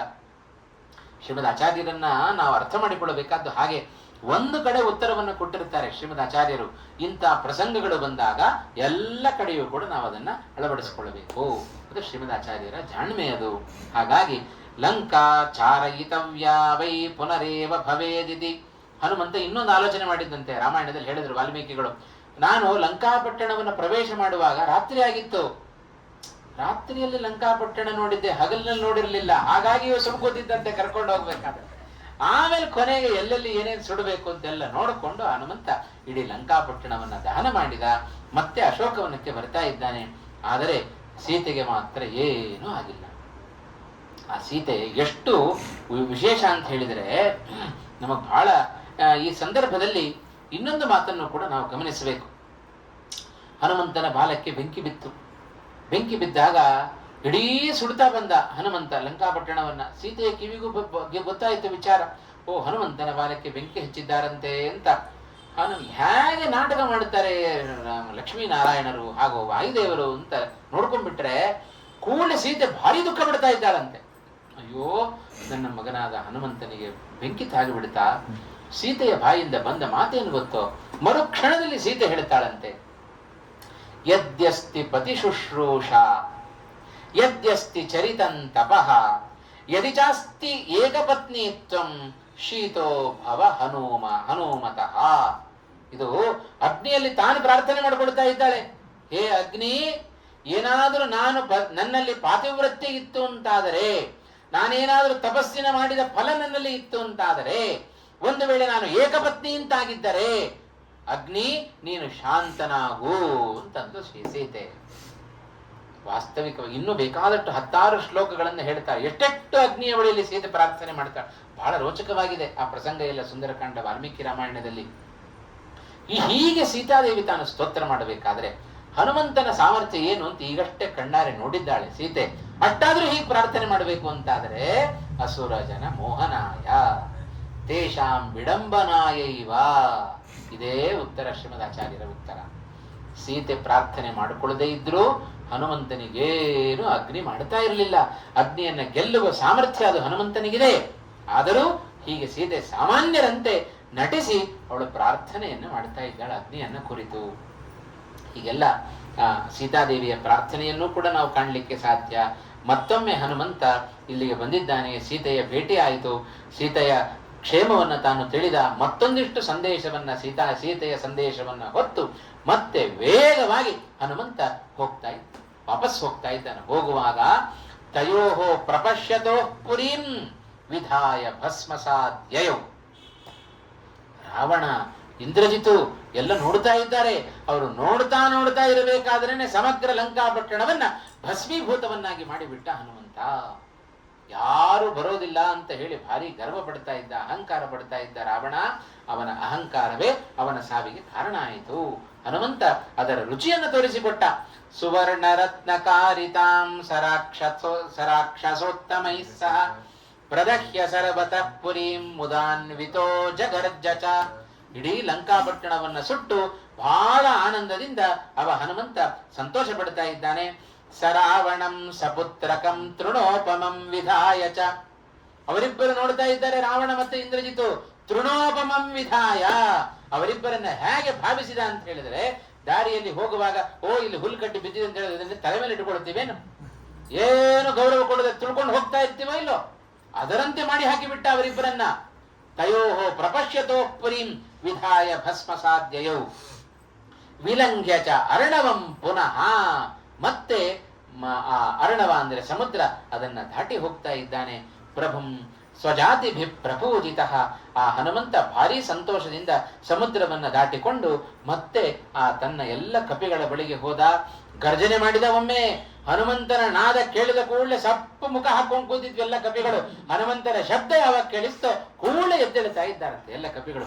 ಹನುಮಂತನ ಆ ಗರ್ಜನೆ, ಆ ನಾದ, ಅದು ಹನುಮಂತನ ಸಫಲತೆಯನ್ನು ಸೂಚನೆ ಮಾಡಿಕೊಡ್ತಾ ಇತ್ತು. ಹನುಮಂತ ಕೆಲಸವನ್ನ ಮುಗಿಸ್ಕೊಂಡು ಬಂದಿದ್ದಾನೆ. ಭಾರಿ ಸಂತೋಷ ಪಟ್ಟರು. ಅಲ್ಲಿಯೇ ಪಕ್ಕದಲ್ಲಿದ್ದ ಮಧುವನವನ್ನ ಪ್ರವೇಶ ಮಾಡ್ತಾ ಇದ್ದಾರೆ. ಪ್ರಭಕ್ಷ್ಯ ವಾನರೇಶಿತು ಮಧುಂ ಪ್ರಭುಂ ಸಮೇಯಿವಾನ್. ಬಹಳ ಸಂಗ್ರಹ ಮಾಡಿ ಕೊಟ್ಟುಬಿಟ್ರು ಶ್ರೀಮದಾಚಾರ್ಯರು ರಾಮಾಯಣದ ಆ ಕೆಲವೊಂದು ಸಂಗತಿಗಳನ್ನೆಲ್ಲ. ಹಾಗಾಗಿ ಇಷ್ಟೇ ಹೇಳಿಬಿಟ್ರು ಶ್ರೀಮದಾಚಾರ್ಯರು. ಆ ಮಧುವನವನ್ನ ಪ್ರವೇಶ ಮಾಡಿದರು. ಅದು ಸುಗ್ರೀವನಿಂದ ಪಾಲಿತವಾದ ಮಧುವನ. ಅದು ಅದು ದಧಿಮುಖ ಅಂತ ಒಬ್ಬ ವ್ಯಕ್ತಿಯನ್ನ ಇಟ್ಟಿದ್ದ ಅಲ್ಲಿ. ಭಾರಿ ಪರಾಕ್ರಮಿ. ಅವನ ಜೊತೆ ಮತ್ತೊಂದಿಷ್ಟು ಜನ ಕಪಿಗಳು ಕಾಯ್ಲಿಕ್ಕೆ. ಯಾರೂ ಒಳಗಡೆ ಪ್ರವೇಶ ಮಾಡುವಂತೆ ಇಲ್ಲ. ಆದರೆ ಈ ಹನುಮಂತ ಯಾವಾಗ ಕೆಲಸವನ್ನ ಮುಗಿಸಿಕೊಂಡು ಬಂದನೋ ಆಗ ಎಲ್ಲ ಮಧುವನದ ಒಳಗೆ ಪ್ರವೇಶವನ್ನ ಮಾಡಿ ಬೇಕಾದ ಹಾಗೆ ಮಧುಪಾನವನ್ನೆಲ್ಲ ಮಾಡ್ತಾ ಇದ್ದಾರೆ. ದಧಿಮುಖ ಬಂದ ಎದುರಿಸಲಿಕ್ಕೆ. ಅಂಗದ ಅವನನ್ನ ಹೊಡೆದು ಉರುಳಿಸ್ತಾ ಇದ್ದ. ಓಡಿ ಹೋದ ಇವ ಸುಗ್ರೀವನ ಬಳಿಗೆ. ಎಲ್ಲ ಕಪಿಗಳು ಬಂದು ಮಧುವನವನ್ನ ನಾಶ ಮಾಡ್ತಾ ಇದ್ದಾರೆ. ಸುಗ್ರೀವನಿಗೆ ಕೋಪ ಬರಲಿಲ್ಲ, ಸಂತೋಷ ಆಯ್ತಂತೆ. ಇದು ನನ್ನಿಂದ ಪಾಲಿತವಾದ ಮಧುವನವನ್ನು ಇವರು ಪ್ರವೇಶ ಮಾಡಿದ್ದಾರೆ ಅಂತ ಹೇಳಿದ್ರೆ ಹನುಮಂತ ಕೆಲಸವನ್ನ ಸಾಧಿಸಿಕೊಂಡು ಬಂದಿದ್ದಾನೆ ಅಂತ ತೀರ್ಮಾನ ಮಾಡ್ಕೊಂಡ್ಬಿಟ್ಟ. ಸುಗ್ರೀವನಿಗೆ ಸಂತೋಷ ಆಯ್ತೇ ವಿನಃ ಕೋಪ ಬರಲಿಲ್ಲ. ಎಲ್ಲ ತನ್ನ ಕಪಿಗಳನ್ನ ಕರ್ಕೊಂಡು ಹೋಗಿ ಆ ರಾಮಚಂದ್ರನ ಎದುರಿಗೆ ಸುಗ್ರೀವ ತಾನು ನಿಲ್ತಾ ಇದ್ದಾನೆ. ಎಲ್ಲ ಕಪಿಗಳು ಬಹಳ ಆನಂದ ಪಡ್ತಾ ಇದ್ದಾರೆ. ಹನುಮಂತ ಮಾತ್ರ ಗಂಭೀರವಾಗಿದ್ದಾನೆ, ಸೀರಿಯಸ್ ಆಗಿದ್ದಾನೆ. ಎಲ್ಲ ಕಪಿಗಳು ಕೇಳಿದ್ರಂತೆ, ಅಲ್ಲಪ್ಪ ನಮ್ ಪ್ರಾಣ ಉಳಿಸಿದವ, ಇಷ್ಟು ಸಂತೋಷ ಪಡ್ತಾ ಇದ್ದೆ, ನೀನ್ಯಾಕೆ ಇನ್ನು ಹಾಗೆ ಇದ್ದಿ ಅಂತ ಕೇಳಿದ್ರು. ಹೋಗ್ಬೇಕಾದ್ರೆ ಹೇಗಿದ್ನೋ ಗಂಭೀರದಲ್ಲಿ ಹಾಗೇ ಇದ್ದಾನೆ ಹನುಮಂತ. ಇನ್ನೂ ಅವನಲ್ಲಿ ಸಂತೋಷ ಉಕ್ಕಲಿಲ್ಲ. ಆಗ ಹನುಮಂತ ಹೇಳಿದ, ನೀವೆಲ್ಲ ತಿಳ್ಕೊಂಡಿದ್ದೀರಿ ನನ್ನ ಕಾರ್ಯ ಮುಗೀತು ಅಂತ ಹೇಳಿ, ಇನ್ನೂ ನನ್ನ ಕಾರ್ಯ ಮುಗಿಲಿಲ್ಲ ಅಂತಂದ ಹನುಮಂತ. ಮುಂದೇನು ಮಾಡ್ತಾ ಇದ್ದಾನೆ? ರಾಮಂ ಸುರೇಶ್ವರ ಮಗಣ್ಯ ಗುಣಾಭಿರಾಮಂ ಸಂಪ್ರಾಪ್ಯ ಸರ್ವ ಕಪಿವೀರ ವರೈ ಸಮೇತಃ ಚೂಡಾಮಣಿಂ ಪವನಜ ಪದಯೋರ್ನಿಧಾಯ ಸರ್ವಾಂಗ ಕೈ ಪ್ರಣತಿಮಸ್ಯ ಚಕಾರ ಭಕ್ತ್ಯ. ಹನುಮಂತ ಮಾಡಿದ ಕೆಲಸ ಏನು? ಸುಗ್ರೀವನ ಬಳಿಗೆ ಬಂದ, ಅದೇ ಸೀರಿಯಸ್ ಆಗಿದ್ದಾನೆ ಹನುಮಂತ. ಏನು ಇನ್ನೂ ನಗು ಬಂದಿಲ್ಲ, ಕೆಲಸ ಮುಗಿಲಿಲ್ಲ ಇನ್ನು ಪೂರ್ಣ. ಆ ಸುಗ್ರೀವ ಎಲ್ಲ ಕಪಿಗಳನ್ನ ರಾಮನ ಮುಂದೆ ಕರ್ಕೊಂಡು ಬಂದು ಇಟ್ಟಿದ್ದಾನೆ. ಹನುಮಂತ ಹೇಳಿದ, ರಾಮ, ಸೀತಾ ಚೂಡಾಮಣಿಯನ್ನ ರಾಮನ ಪಾದಗಳಿಗೆ ಸಮರ್ಪಣೆಯನ್ನ ಮಾಡಿ ಆಮೇಲೆ ನಕ್ಕ ಹನುಮಂತ. ಈಗ ಮುಗಿತು ಅಂತಂತ ರಾಮನ ಪಾದಾರವಿಂದ ಸರ್ವಾಂಗ ಕೈಹಿ ಪ್ರಣತಿಂ ಅಸ್ಯ ಚಕಾರ ಭಕ್ತ್ಯ ಭಕ್ತ್ಯ ಪ್ರಣತಿಂ ಚಕಾರ. ಭಕ್ತಿಯಿಂದ ರಾಮನ ಪಾದಗಳಿಗೆ ನಮಸ್ಕಾರ ಮಾಡಿದ. ನಾವೆಲ್ಲ ಹಾಗೆ ಮಾಡ್ತೇವೆ ನಮಸ್ಕಾರ. ನಮ್ಮ ನಮಸ್ಕಾರಗಳು ಅನೇಕ ವಿಧ ಇದೆ. ದೇವರಿಗೆಲ್ಲ ಹೀಗೂ ಮಾಡೋದುಂಟು. ಹೀಗ್ ಮಾಡಿದ್ರು ಒಂದು ನಮಸ್ಕಾರ, ಹೀಗ್ ತಲೆ ಹಿಂಗಂದ್ರು ಒಂದು ನಮಸ್ಕಾರ, ಹಿಂಗ್ ನೋಡಿದ್ರು ಒಂದು ನಮಸ್ಕಾರ, ಅನೇಕ ವಿಧ ಇದೆ. ಹೀಗೊಂದು ನಮಸ್ಕಾರ, ಅರ್ಧ ಬಾಗಿದ್ರು ಒಂದು ನಮಸ್ಕಾರ. ಹೀಗೆಲ್ಲ ನಾವೆಲ್ಲ ಅನೇಕ ವಿಧವಾದ ನಮಸ್ಕಾರಗಳನ್ನು ಹಾಕೊಂಡಿದ್ದೇವೆ. ಅದಕ್ಕೆ ನಮಗೆ ಒಲಿತಾ ಇಲ್ಲ ಭಗವಂತ. ಹನುಮಂತ ಭಕ್ತಿಯಿಂದ ಆ ರಾಮನ ಪಾದಾರವಿಂದಗಳಿಗೆ ನಮಸ್ಕಾರವನ್ನ ಮಾಡಿದ. ಆಗ ನನ್ನ ಕೆಲಸ ಮುಗಿತು ಅಂತಂದವ ಹನುಮಂತ. ಆಗ ಹನುಮಂತ ಆಡಿದ ಮಾತು ಬಹಳ ಉತ್ತಮವಾದ ಮಾತು. ಹನುಮಂತ ಮೊದಲು ರಾಮನ ಬಳಿಗೆ ಹೇಳಿದ ಮಾತೇನು ಗೊತ್ತೋ? ಬಹಳ ಉತ್ತಮವಾದ ಮಾತನ್ನು ಹೇಳ್ತಾ ಇದ್ದಾನೆ. ರಾಮಚಂದ್ರ, ತತ್ರ ದೃಷ್ಟ ಮಯಾ ಸೀತಾ. ಯಾವ ತನ್ನ ಸಾಹಸದ ಕೆಲಸವನ್ನ ಹನುಮಂತ ಹೇಳಿಕೊಳ್ಳಿಲ್ಲ. ರಾಮನ ಎದುರಿಗೆ ಮೊದಲು ಬಾಯಿ ಬಿಟ್ಟದ್ದೇನು ಗೊತ್ತೋ? ರಾಮ, ನಾನು ಸೀತೆಯನ್ನ ನೋಡಿದೆ. ಮುಗಿದೋಯ್ತು, ಎಲ್ಲ ಬಂದ್ಬಿಡುತ್ತೆ ಅದರಲ್ಲಿ ಅಂತ ಅರ್ಥ. ಇದು ಹನುಮಂತನ ಗುಣ. ಮೊದಲೆಲ್ಲ ನಾವು ಸಾಹಸವನ್ನು ಹೇಳ್ಕೊಂಡ್ಬಿಡುತ್ತೇವೆ, ಹೋದ ಕೆಲಸ ಬಿಟ್ಟುಬಿಡ್ತೇವೆ ನಾವು. ಮೊದಲೆಲ್ಲ ಹಾಗೆ ಮಾಡದೆ ಹೀಗೆ ಮಾಡದೆ ಅಂತ ಹೇಳ್ಕೊಂಡ್ಬಿಡೋದು ಅಂತ. ಇದು ಹನುಮಂತನ ಗುಣ. ಹಾಗಲ್ಲ. ಏನ್ ಕೆಲಸ ವಹಿಸಿದ್ದಾನೆ ಶ್ರೀರಾಮಚಂದ್ರ? ಹೇಳಿದ್ದು ಒಂದೇ ರೀ, ಹೋಗು ಸೀತಾದೇವಿಯನ್ನ ಭೇಟಿಯಾಗಿ ಈ ಉಂಗುರವನ್ನ ಕೊಟ್ಟು ಅವಳ ಕ್ಷೇಮವನ್ನ ವಿಚಾರಿಸಿಕೊಂಡು ಬಾ. ಇಷ್ಟೇ ರಾಮನ ಸಂದೇಶವನ್ನು ಹೊತ್ತು ಹೋದ ಹನುಮಂತ ಎಲ್ಲ ಕೆಲಸವನ್ನ ಮಾಡಿದ, ಅಚ್ಚುಕಟ್ಟಾಗಿ ಮಾಡಿದ್ದಾನೆ. ಆದರೆ ಒಂದು ಅಂಶ ಗಮನಿಸಬೇಕು ನಾವು. ರಾಮಚಂದ್ರ ಹೇಳಿದ್ದು ಇಷ್ಟೇ, ಸೀತೆಯನ್ನ ವಿಚಾರಿಸಿಕೊಂಡು ಬಾ, ಭೇಟಿಯಾಗು, ಕ್ಷೇಮವನ್ನ ವಿಚಾರಿಸಿಕೊಂಡು ಬಾ ಅಂತ ಹೇಳಿದ್ರು. ಆದರೆ ಹನುಮಂತ ಅಷ್ಟೇ ಮಾಡಿದ್ದು. ಎಷ್ಟು ಅಧಿಕ ಪ್ರಸಂಗಿತನ ಮಾಡ್ತಾ ಇದ್ದಾನೆ. ಅಶೋಕವನ್ನು ಧ್ವಂಸ ಮಾಡಿದ, ಆಮೇಲೆ ಅಕ್ಷಕುಮಾರನನ್ನು ಸಂಹಾರ ಮಾಡಿದ, ಲಂಕಾಪಟ್ಟಣವನ್ನು ಸುಟ್ಟ. ಇದ್ಯಾವುದು ರಾಮ ಹೇಳಲಿಲ್ಲ. ಮತ್ತೆ ಇವನು ರಾಮನ ಭಂಟ ಅಂತೆ, ರಾಮ ಸ್ವಾಮಿ ನಿಷ್ಠೆ ಅಂತ. ಇದೆಂತದ್ದು? ರಾಮ ಹೇಳದೇ ಇದ್ದದನ್ನೆಲ್ಲ ಹನುಮಂತ ಮಾಡಿದ್ದಾನೆ ಅಂತ ಆದ್ರೆ, ನಿಜವಾದ ಸ್ವಾಮಿ ನಿಷ್ಠೆ ಇದೆ ಅಂತಾದ್ರೆ ಅವ ಏನ್ ಹೇಳ್ತಾನೆ ಅಟ್ಟೆ ಮಾಡಬೇಕು. ಹೆಚ್ಚು ನನಗೆ ಅಧಿಕ ಪ್ರಸಂಗಿತನ ತೋರಿಸಬಾರದು ಯಾವತ್ತೂ ಕೂಡ. ಆದ್ರೆ ಹನುಮಂತ ಮಾಡಿದ್ದ ಹಾಗೆ. ಹಾಗಾದ್ರೆ ಹನುಮಂತ ತಪ್ಪು ಮಾಡಿದನು. ನಮ್ಮ ಮೂಗಿನ ನೇರಕ್ಕೆ ಹನುಮಂತನನ್ನ ಆಲೋಚನೆ ಮಾಡೋದಲ್ಲ. ಹನುಮಂತನ ಸ್ವಭಾವ ಎಂಥದ್ದು, ಹನುಮಂತನ ಜ್ಞಾನ ಎಂಥದ್ದು. ಸಾಕ್ಷಾತ್ ಸರ್ವೋತ್ತಮನಾದ, ಪುರುಷೋತ್ತಮನಾದ, ಸರ್ವತಂತ್ರ ಸ್ವತಂತ್ರನಾದ, ಜಗದೀಶ್ವರನಾದ ಆ ಭಗವಂತನ ಮನಸ್ಸನ್ನ ಅರ್ಥ ಮಾಡಿಕೊಳ್ಳುವ ತಾಕತ್ತು ಅದು ಹನುಮಂತನ ತಾಕತ್ತು. ನಮಗೆಲ್ಲ ಯಾರು ಏನು ಹೇಳುತ್ತಾರೋ ಬಾಯಿ ಬಿಟ್ಟು ಹೇಳಿದ್ದು ನಮಗೆ ಅರ್ಥ ಆಗೋದಿಲ್ಲ. ಅಂಥ ಯೋಗ್ಯತೆ ನಮ್ಮ ಯೋಗ್ಯತೆ. ಹಾಗಿರುವಾಗ ಹನುಮಂತ ರಾಮಚಂದ್ರ ಬಾಯಿ ಬಿಟ್ಟು ಹೇಳಿದ್ದು ಸೀತಾದೇವಿಯನ್ನ ಭೇಟಿಯಾಗಿ ಬಾ. ರಾಮಚಂದ್ರ ಮನಸ್ಸಿನಲ್ಲಿ ಅಂದುಕೊಂಡಂತೆ ರಾವಣನಿಗೆ ಹೆದರಿಕೆಯನ್ನು ಹುಟ್ಟಿಸಿ ಬಾ ಅಂತ ಮನಸ್ಸಿನಿಂದ ಹೇಳಿದ. ಅದನ್ನ ಅರ್ಥ ಮಾಡಿಕೊಂಡವ ಹನುಮಂತ. ಅದಕ್ಕೆ ಪುರಂದರದಾಸರು ಹೇಳಿದ್ದು, ಹರಿಯ ಮತವೇ ಹನುಮನ ಮತವು, ಹನುಮನ ಮತವೇ ಹರಿಯ ಮತವು. ಏನಾದರೂ ಒಂದು ಕೆಲಸವನ್ನ ಹನುಮಂತ ದೇವರು ವಾಯುದೇವರು ಮಾಡಿದ್ದಾರೆ ಅಂದ್ರೆ ಅದು ಭಗವಂತನ ಇಚ್ಛೆಗೆ ಅನುಗುಣವಾಗಿಯೇ ಇರುತ್ತೆ, ಬೇರೆ ಪ್ರಶ್ನೆಯೇ ಇಲ್ಲ. ಹಾಗಾಗಿ ಭಗವಂತ ಹಾಗೆ ಇಚ್ಛೆ ಪಟ್ಟದ್ದಕ್ಕೇನೆ ಹನುಮಂತ ವಾಯುದೇವರು ಹಾಗೆ ಮಾಡ್ತಾ ಇರ್ತಾರೆ. ಇದೆಲ್ಲ ರಾಮಚಂದ್ರನ ಮನಸ್ಸಿನಲ್ಲಿ ಏನಿತ್ತು? ರಾವಣನಿಗೆ ಸುಮ್ಮನೆ ಹಾಗೆ ಹೋಗಿ ಬರಬೇಡ, ರಾವಣನಿಗೆ ಭಯ ಹುಟ್ಟಿಸಿ ಬಾ ಅಂತ ರಾಮಚಂದ್ರ ಮನಸ್ಸಿನಿಂದ ಹನುಮಂತನಿಗೆ ಸಂದೇಶವನ್ನ ನೀಡಿದ, ಆದೇಶವನ್ನ ಮಾಡಿದ. ಆ ಕೆಲಸವನ್ನ ಹನುಮಂತ ಮಾಡಿದ್ದಾನೆ ರಾವಣನ ಎದುರುಗಡೆ ನಿಂತು. ಯಾವಾಗ ಹನುಮಂತ ಹೇಳಿದನೋ, ಅನೇಕ ಕೋಟಿ ಸಂಖ್ಯೆಯಲ್ಲಿ ಅತ್ಯಂತ ಕಡಿಮೆ ಬಲದ ಕಪಿ ಎಂದರೆ ನಾನೇ ಅಂತ ಯಾವಾಗ ಹೇಳಿಕೊಂಡೋ, ಆ ಕ್ಷಣದಲ್ಲಿ ಹುಟ್ಟಿದ ಭಯ ರಾವಣನಿಗೆ ಆ ಸಾಯೋ ತನಕ ಹೋಗ್ಲಿ. ಇದೇ ರಾಮನ ಮನಸ್ಸಿನಲ್ಲಿ ಬೇಕಾದ್ದು, ಅದನ್ನ ಮಾಡಿಕೊಂಡು ಬಂದವ ಹನುಮಂತ. ಇದನ್ನ ನಾವು ಈ ಪ್ರಸಂಗವನ್ನೆಲ್ಲ ಇಷ್ಟೇ ರಾಮಾಯಣ ಹೀಗೇ ಹೇಳ್ತಾ ಕಥೆಯನ್ನೇ ಹೇಳ್ತಾ ಹೋಗಿಬಿಡುತ್ತೆ. ಅದರ ಸ್ವಲ್ಪ ಒಳಗಡೆ ಹೊಕ್ಕು ಅವರ ಆಂತರ್ಯವನ್ನ ನಾವು ಹೀಗೆ ಹೆಕ್ಕಿ ತೆಗೆದಾಗ ಪುರಾಣ ಇತಿಹಾಸಗಳು ನಮ್ಮ ಜೀವನಕ್ಕೆ ಹೇಗೆ ಅದು ಪ್ರಸ್ತುತವಾಗಿದ್ದಾವೆ, ಹೇಗೆ ಸಮೀಪವಾಗಿದ್ದಾವೆ, ಇದನ್ನೆಲ್ಲ ನಮಗೆ ಅರ್ಥ ಮಾಡಿಕೊಳ್ಳಿಕ್ಕೆ ಸಾಧ್ಯತೆ ಉಂಟು.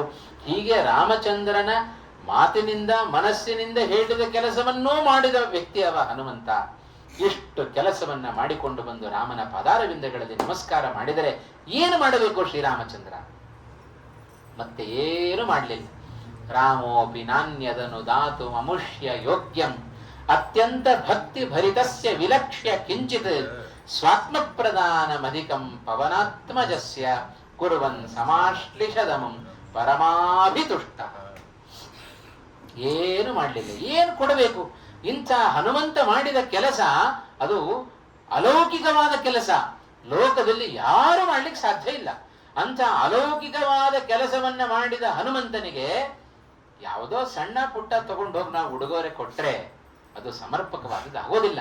ಅದಕ್ಕೋಸ್ಕರ ಅಲೌಕಿಕವಾದ ಕೆಲಸವನ್ನ ಮಾಡಿದ ಹನುಮಂತನಿಗೆ ಅಲೌಕಿಕವಾದ ಬಹುಮಾನವನ್ನೇ ಕೊಡಬೇಕು ಅಂತ ತೀರ್ಮಾನ ಮಾಡಿದ ಶ್ರೀರಾಮಚಂದ್ರ ಏನೇನೂ ಕೊಡ್ಲಿಲ್ಲ. ಯಾವ ಬಾಹುಗಳಿಂದ ಸಾಕ್ಷಾತ್ ಜಗಜ್ಜನನಿಯಾದ ಲಕ್ಷ್ಮೀದೇವಿಯನ್ನ ಆಲಿಂಗನ ಮಾಡಿಕೊಂಡಿದ್ನೋ ರಾಮಚಂದ್ರ, ಅದೇ ಬಾಹುಗಳಿಂದ ಹನುಮಂತನಿಗೂ ಆಲಿಂಗನವನ್ನ ಕೊಟ್ಟುಬಿಟ್ಟ. ಎಂಥ ಭಾಗ್ಯ ಹನುಮಂತನ ಭಾಗ್ಯ. ಸ್ವಾತ್ಮ ಪ್ರದಾನಂ ಅಧಿಕಂ ಪವನಾತ್ಮಜಸ್ಯ ಕುರ್ವನ್ ಸಮಾಶ್ಲಿಷತ್. ಆ ಸಮಾಶ್ಲಿಷತ್ ಅನ್ನೋ ಶಬ್ದಕ್ಕೆ ಹಾಗೆ ಅರ್ಥ. ಚೆನ್ನಾಗಿ ಆಲಿಂಗನ ಮಾಡ್ಕೊಂಡ್ಬಿಟ್ಟು, ಗಟ್ಟಿಯಾಗಿ ಆಲಿಂಗನ ಮಾಡ್ಕೊಂಡಂತೆ, ಗಟ್ಟಿಯಾಗಿ ಪರಮಾಭಿತುಷ್ಟ, ಅತ್ಯಂತ ಸಂತುಷ್ಟನಾಗಿ ಬಿಟ್ಟಿದ್ದಾನೆ ಶ್ರೀರಾಮಚಂದ್ರ. ಭಗವಂತನಿಗೆ ಸಂತೋಷ ಪಡಿಸೋದಕ್ಕಿಂತ ಬೇರೆ ಕೆಲಸ ಜೀವನದಲ್ಲಿ ಏನಿದೆ? ನಮಗೇನು ಕಡಿಮೆ ಮಾಡಿದ್ದಾನೆ ಭಗವಂತ? ತಿನ್ಲಿಕ್ಕೆ ಆಹಾರ ಕೊಟ್ಟಿಲ್ವಾ? ಕುಡಿಲಿಕ್ಕೆ ನೀರು ಕೊಟ್ಟಿಲ್ವಾ? ವಾಸ ಮಾಡ್ಲಿಕ್ಕೆ ಮನೆ ಕೊಟ್ಟಿಲ್ವಾ? ಸಾಧನ ಮಾಡ್ಲಿಕ್ಕೆ ಈ ಶರೀರ ಕೊಟ್ಟಿಲ್ವಾ? ಏನು ಕಡಿಮೆ ಮಾಡಿದ್ದಾನೆ? ನಮ್ಮನ್ನ ಹುಟ್ಟಿಸೋದಕ್ಕಿಂತ ಮುಂಚೆ ಜಗತ್ತಿನಲ್ಲಿ ಇವೆಲ್ಲ ಸೃಷ್ಟಿ ಮಾಡಿ ನಮಗೆ ಕೊಡಬಿಟ್ಟಿದ್ದಾನೆ. ಹಾಗಾಗಿ ನಾವು ಮಾಡಬೇಕಾದ್ದು ಒಂದೇ, ಭಗವಂತನಲ್ಲಿ ಭಕ್ತಿ ಮಾತ್ರ ನಮಗೆ ಉಳಿಸಿದ್ದಾನೆ ಭಗವಂತ. ಇಷ್ಟನ್ನೂ ನೀವು ಮಾಡೋದಿಲ್ಲ ಅಂತಾದ್ರೆ ನಾನೇನು ಮಾಡ್ಲಿಕ್ಕಾಗೋದಿಲ್ಲ ಅಂತ ಹೇಳ್ತಾನೆ. ಹಾಗಾಗಿ ಎಲ್ಲವನ್ನ ಕೊಟ್ಟ ಭಗವಂತ ನಮ್ಮಿಂದ ಅಪೇಕ್ಷೆ ಪಡೋದು ಕೇವಲ ಭಕ್ತಿಯನ್ನ ಮಾತ್ರವೇ ಹೊರತು ಮತ್ತೇನು ಅಪೇಕ್ಷೆ ಪಡೋದು. ಆದರೆ ನಾವಂತೇವೆ ಭಕ್ತಿಯನ್ನ ಬೇಕಾದ್ರೆ ಕೊಡ್ತೇವೆ, ಭಕ್ತಿ ಕೊಡ್ಲಿಕ್ಕಾಗೋದಿಲ್ಲ ಇಲ್ಲ. ಭಗವಂತ ಅಂತಾನೆ ಅದೊಂದು ಬೇಕು ನನಗೆ, ಉಳಿದದ್ದೇನು ಬೇಡ ಅಂತ ಅವ ಅಂತಾನೆ. ಹಾಗಾಗಿ ನಮಗೂ ಇವತ್ತು ಭಗವಂತನಿಗೂ ಯಾಕೆ ನಮಗೆ ಕನೆಕ್ಟ್ ಆಗ್ತಾ ಇಲ್ಲ ನಾವು ಭಗವಂತನಿಗೆ ಅಂದರೆ ಅವನಿಗೆ ಬೇಕಾದ್ದನ್ನು ಕೊಡ್ಲಿಕ್ಕೆ ನಾವು ತಯಾರಿಲ್ಲ. ಇದೆಲ್ಲ ಹನುಮಂತ ತೋರಿಸಿಕೊಟ್ಟ. ತಾನು ಈಗ ಪ್ರತ್ಯೇಕ ಈ ಕೆಲಸವನ್ನ ಮಾಡಿ ರಾಮಚಂದ್ರನ ಪ್ರೀತಿಗೆ ಪಾತ್ರನಾಗಬೇಕಾಗಿಲ್ಲ. ಹನುಮಂತ ಯಾವಾಗಲೂ ಹನುಮಂತ ರಾಮಚಂದ್ರನ ಪ್ರೀತಿಗೆ ಪಾತ್ರನಾಗಿ ಬಿಟ್ಟಿದ್ದಾನೆ, ಪರಮಾನುಗ್ರಹವನ್ನು ಮಾಡಿಬಿಟ್ಟಿದ್ದಾನೆ. ಹಾಗಾಗಿಯೇ ವಾಯುದೇವರನ್ನ ತನ್ನ ತೊಡೆ ಮೇಲೆ ಕೂಡಿಸಿಕೊಂಡು ಯಾವಾಗಲೂ ಪ್ರೀತಿ ತೋರಿಸ್ತಾ ಇರ್ತಾನೆ ಭಗವಂತ. ಈಗ ಪ್ರತ್ಯೇಕವಾಗಿ ಕೆಲಸ ಮಾಡಿ ಭಗವಂತನ ಪ್ರಶಂಸೆಗೆ ಒಳಗಾಗಬೇಕಾಗಿಲ್ಲ. ಹನುಮಂತ ತಾನು ಈ ಕೆಲಸವನ್ನ ಮಾಡಿ ಭಗವಂತನ ಪ್ರಶಂಸೆಗೆ ಒಳಗಾದದ್ದು ಲೋಕಕ್ಕೋಸ್ಕರವೇ ಹೊರತು ತನಗೋಸ್ಕರ ಅಲ್ಲ. ಇವತ್ತು ಭಗವಂತ ನಮ್ಮ ಮೇಲೆ ಸಂತುಷ್ಟನಾಗಬೇಕು ಅಂತಾದರೆ ಏನು ಮಾಡಬೇಕು? ಲೋಕ ಅವನಿಗೆ ಏನಿಷ್ಟವೋ ಆ ಕೆಲಸವನ್ನು ನೀವು ಮಾಡಿದರೆ ಭಗವಂತ ಸಂತುಷ್ಟನಾಗಿ ಬಿಡ್ತಾನೆ. ಭಗವಂತ ಸಂತುಷ್ಟನಾದ ಅಂತ ಹೇಳಿದರೆ ಕಿಮಲಭ್ಯಂ ಭಗವತಿ ಪ್ರಸನ್ನೆ ಶ್ರೀನಿಕೇತನೇ. ಅವ ಒಪ್ಪ ನಮ್ಮ ಮೇಲೆ ಸಂತೋಷ ಪಟ್ಟುಬಿಟ್ಟ ಅಂತ ಹೇಳಿದರೆ ಮತ್ತೇನು ಬೇಕು? ಏನು ಬೇಕಾದರೂ ನಮಗೆ ಸಿಕ್ಕಿಬಿಡುತ್ತೆ. ಹಾಗಾಗಿ ಹನುಮಂತನ ಭಕ್ತಿ, ಹನುಮಂತನ ವಿಶೇಷವಾಗಿರತಕ್ಕಂಥ ರಾಮನ ಮೇಲಿನ ಪ್ರೀತಿ, ಇದೆಲ್ಲವೂ ಕೂಡ ನಾವು ಸುಂದರಕಾಂಡದ ಮೂಲಕ ನಾವು ತಿಳ್ಕೊಳ್ಳಿಕ್ಕೆ ಸಾಧ್ಯ. ಹನುಮಂತನ ಅಪಾರವಾದ ನಿಷ್ಕಲ್ಮಶವಾದ ಪ್ರೀತಿ. ಅದಕ್ಕೆ ಶ್ರೀಮದಾಚಾರ್ಯ ಹೇಳುತ್ತಾರೆ ತಾತ್ಪರ್ಯನಿರ್ಣಯದ 9ನೇ ಅಧ್ಯಾಯದ ಕೊನೆ ಭಾಗದಲ್ಲಿ ಹೇಳುವಾಗ ಎಲ್ಲ ಕೊನೆ ಕೇಳ್ತಾನೆ. ಎಲ್ಲ ಪಟ್ಟಾಭಿಷೇಕ ಎಲ್ಲ ಆಗಿ ರಾವಣನ ಸಂಹಾರ ಮಾಡಿ ಅಯೋಧ್ಯ ಪಟ್ಟಣಕ್ಕೆ ಹೋಗಿ ಪಟ್ಟಾಭಿಷಿಕ್ತನಾದ ಮೇಲೆ ಹನುಮಂತನನ್ನ ಕೇಳ್ತಾನೆ, ಹನುಮಂತ ನಿನಗೇನು ಬೇಕಪ್ಪ ಅಂತ ಕೇಳ್ತಾನೆ. ಮುಂದೆಯೂ ಯುದ್ಧದಲ್ಲಿ ಹನುಮಂತ ಭಾರಿ ಸಾಹಸವನ್ನೆಲ್ಲ ಮೆರೀತಾನೆ. ಅಷ್ಟು ಅಪಾರವಾದ ರಾಮನ ಸೇವೆಯನ್ನ ಮಾಡಿದ ಹನುಮಂತನಿಗೆ ರಾಮಚಂದ್ರ ಕೊನೆಯಲ್ಲಿ ಕೇಳ್ತಾನೆ, ಏನು ಬೇಕಪ್ಪ ಹನುಮಂತನೇ? ಏನು ಕೇಳಬಹುದಿತ್ತು? ರಾಮ ರಾಜ್ಯ ಅದು, ಕೇಳದೇ ಇದ್ರು ಸುಮ್ಮನೆ ಮನಸ್ಸಿನಲ್ಲಿ ಅನ್ಕೊಂಡ್ರೂ ನೆರವೇರಿ ಬಿಡ್ತಾ ಇತ್ತು. ಅಂಥದ್ರಲ್ಲಿ ಸಾಕ್ಷಾತ್ ಶ್ರೀರಾಮಚಂದ್ರ ಕೇಳಿದ, ಹನುಮಂತ ನಿನಗೇನು ಬೇಕು ಅಂತ. ಏನು ಉತ್ತರ ಕೊಟ್ಟ ಹನುಮಂತ? ಪ್ರವರ್ಧತಾಂ ಭಕ್ತಿರಲಂ ಕ್ಷಣೇ ಕ್ಷಣೇ. ರಾಮಚಂದ್ರ ನನಗೇನು ಬೇಡಪ್ಪ, ನಿನ್ನಲ್ಲಿ ನಿರ್ಮಲವಾದ ಭಕ್ತಿ ಕ್ಷಣ ಕ್ಷಣದಲ್ಲೂ ನನಗೆ ಬೆಳೀತಾ ಇರಬೇಕು. ಹಾಗ ಅನುಗ್ರಹವನ್ನು ಮಾಡುವಂತ ಕೇಳಿಕೊಂಡ ಧೀರ ಭಕ್ತ ಮಹಾಶಿಖಾಮಣಿ ಅವ ಹನುಮಂತ. ಹಾಗಾಗಿ ಭಗವಂತನ ಬಳಿಯಲ್ಲಿ ನಾವು ಯಾವುದ್ಯಾವುದೋ ಲೌಕಿಕ ಸಂಪತ್ತನ್ನೆಲ್ಲ ಕೇಳಿ ಭಗವಂತನ ಅವಗ್ರಹಕ್ಕೆ ನಾವು ಪಾತ್ರರಾಗಬಾರದು. ಭಗವಂತನ ಬಳಿಯಲ್ಲಿ ಕೇಳುವಾಗ ಬಹಳ ಜಾಗರೂಕತೆಯಿಂದ ಕೇಳಬೇಕಂತೆ. ಈ ನಶ್ವರವಾದ ಸಂಪತ್ತನ್ನು ಕೇಳಿದರೆ ಭಗವಂತ ಸಂತೋಷ ಕೊಟ್ಟು ಬಿಡ್ತಾನೆ. ಕೊಟ್ಟೇನು ಮಾಡ್ತಾನೆ? ಕೊಟ್ಟು ಕೈ ತೊಳ್ಕೊಂಡ್ಬಿಡು. ಮತ್ತೊಮ್ಮೆ ನಮ್ಮ ಸುದ್ದಿಗೆ ಬರೋದಿಲ್ಲ. ಮತ್ತೊಮ್ಮೆ ಭಗವಂತ ನಮ್ಮ ಸುದ್ದಿ ಬರಬೇಕು ಅಂತಾರೆ ಮತ್ತೆ ನಾವು ಭಕ್ತಿಯನ್ನು ಮಾಡ್ಲಿಕ್ಕೆ ಪ್ರಾರಂಭ ಮಾಡಬೇಕು. ಅದೇ ನಿನ್ನಲ್ಲಿ ಭಕ್ತಿಯನ್ನ ಕೊಡು ಅಂತ ಪ್ರಾರ್ಥನೆ ಮಾಡಿದರೆ ನಾವು ಬೇಡದೇ ಇದ್ದದ್ದನ್ನು ಎಲ್ಲ ಭಗವಂತ ನಮಗೆ ಕೊಟ್ಟು ಬಿಡುತ್ತಾನೆ ಅಂತ. ಇದೇ ರಾಮಾಯಣದಲ್ಲಿ ಒಂದು ದೃಷ್ಟಾಂತ ಇದೆ. ರಾವಣ, ಕುಂಭಕರ್ಣ, ವಿಭೀಷಣ ಮೂವರು ತಪಸ್ ಮಾಡ್ತಾ ಇದ್ದಾರೆ. ಬ್ರಹ್ಮದೇವರನ್ನು ಕುರಿತು ತಪಸ್ಸು ಮಾಡಿದ್ರು. ಮೂವರು ಭಾರಿ ತಪಸ್ಸು ಮಾಡಿದ್ದಕ್ಕೆ ಬ್ರಹ್ಮದೇವರು ಪ್ರತ್ಯಕ್ಷರಾದರಂತೆ. ಪ್ರತ್ಯಕ್ಷರಾಗಿ ಏನು ಬರಬೇಕು ರಾವಣನಿಗೆ ಕೇಳಿದ್ರು.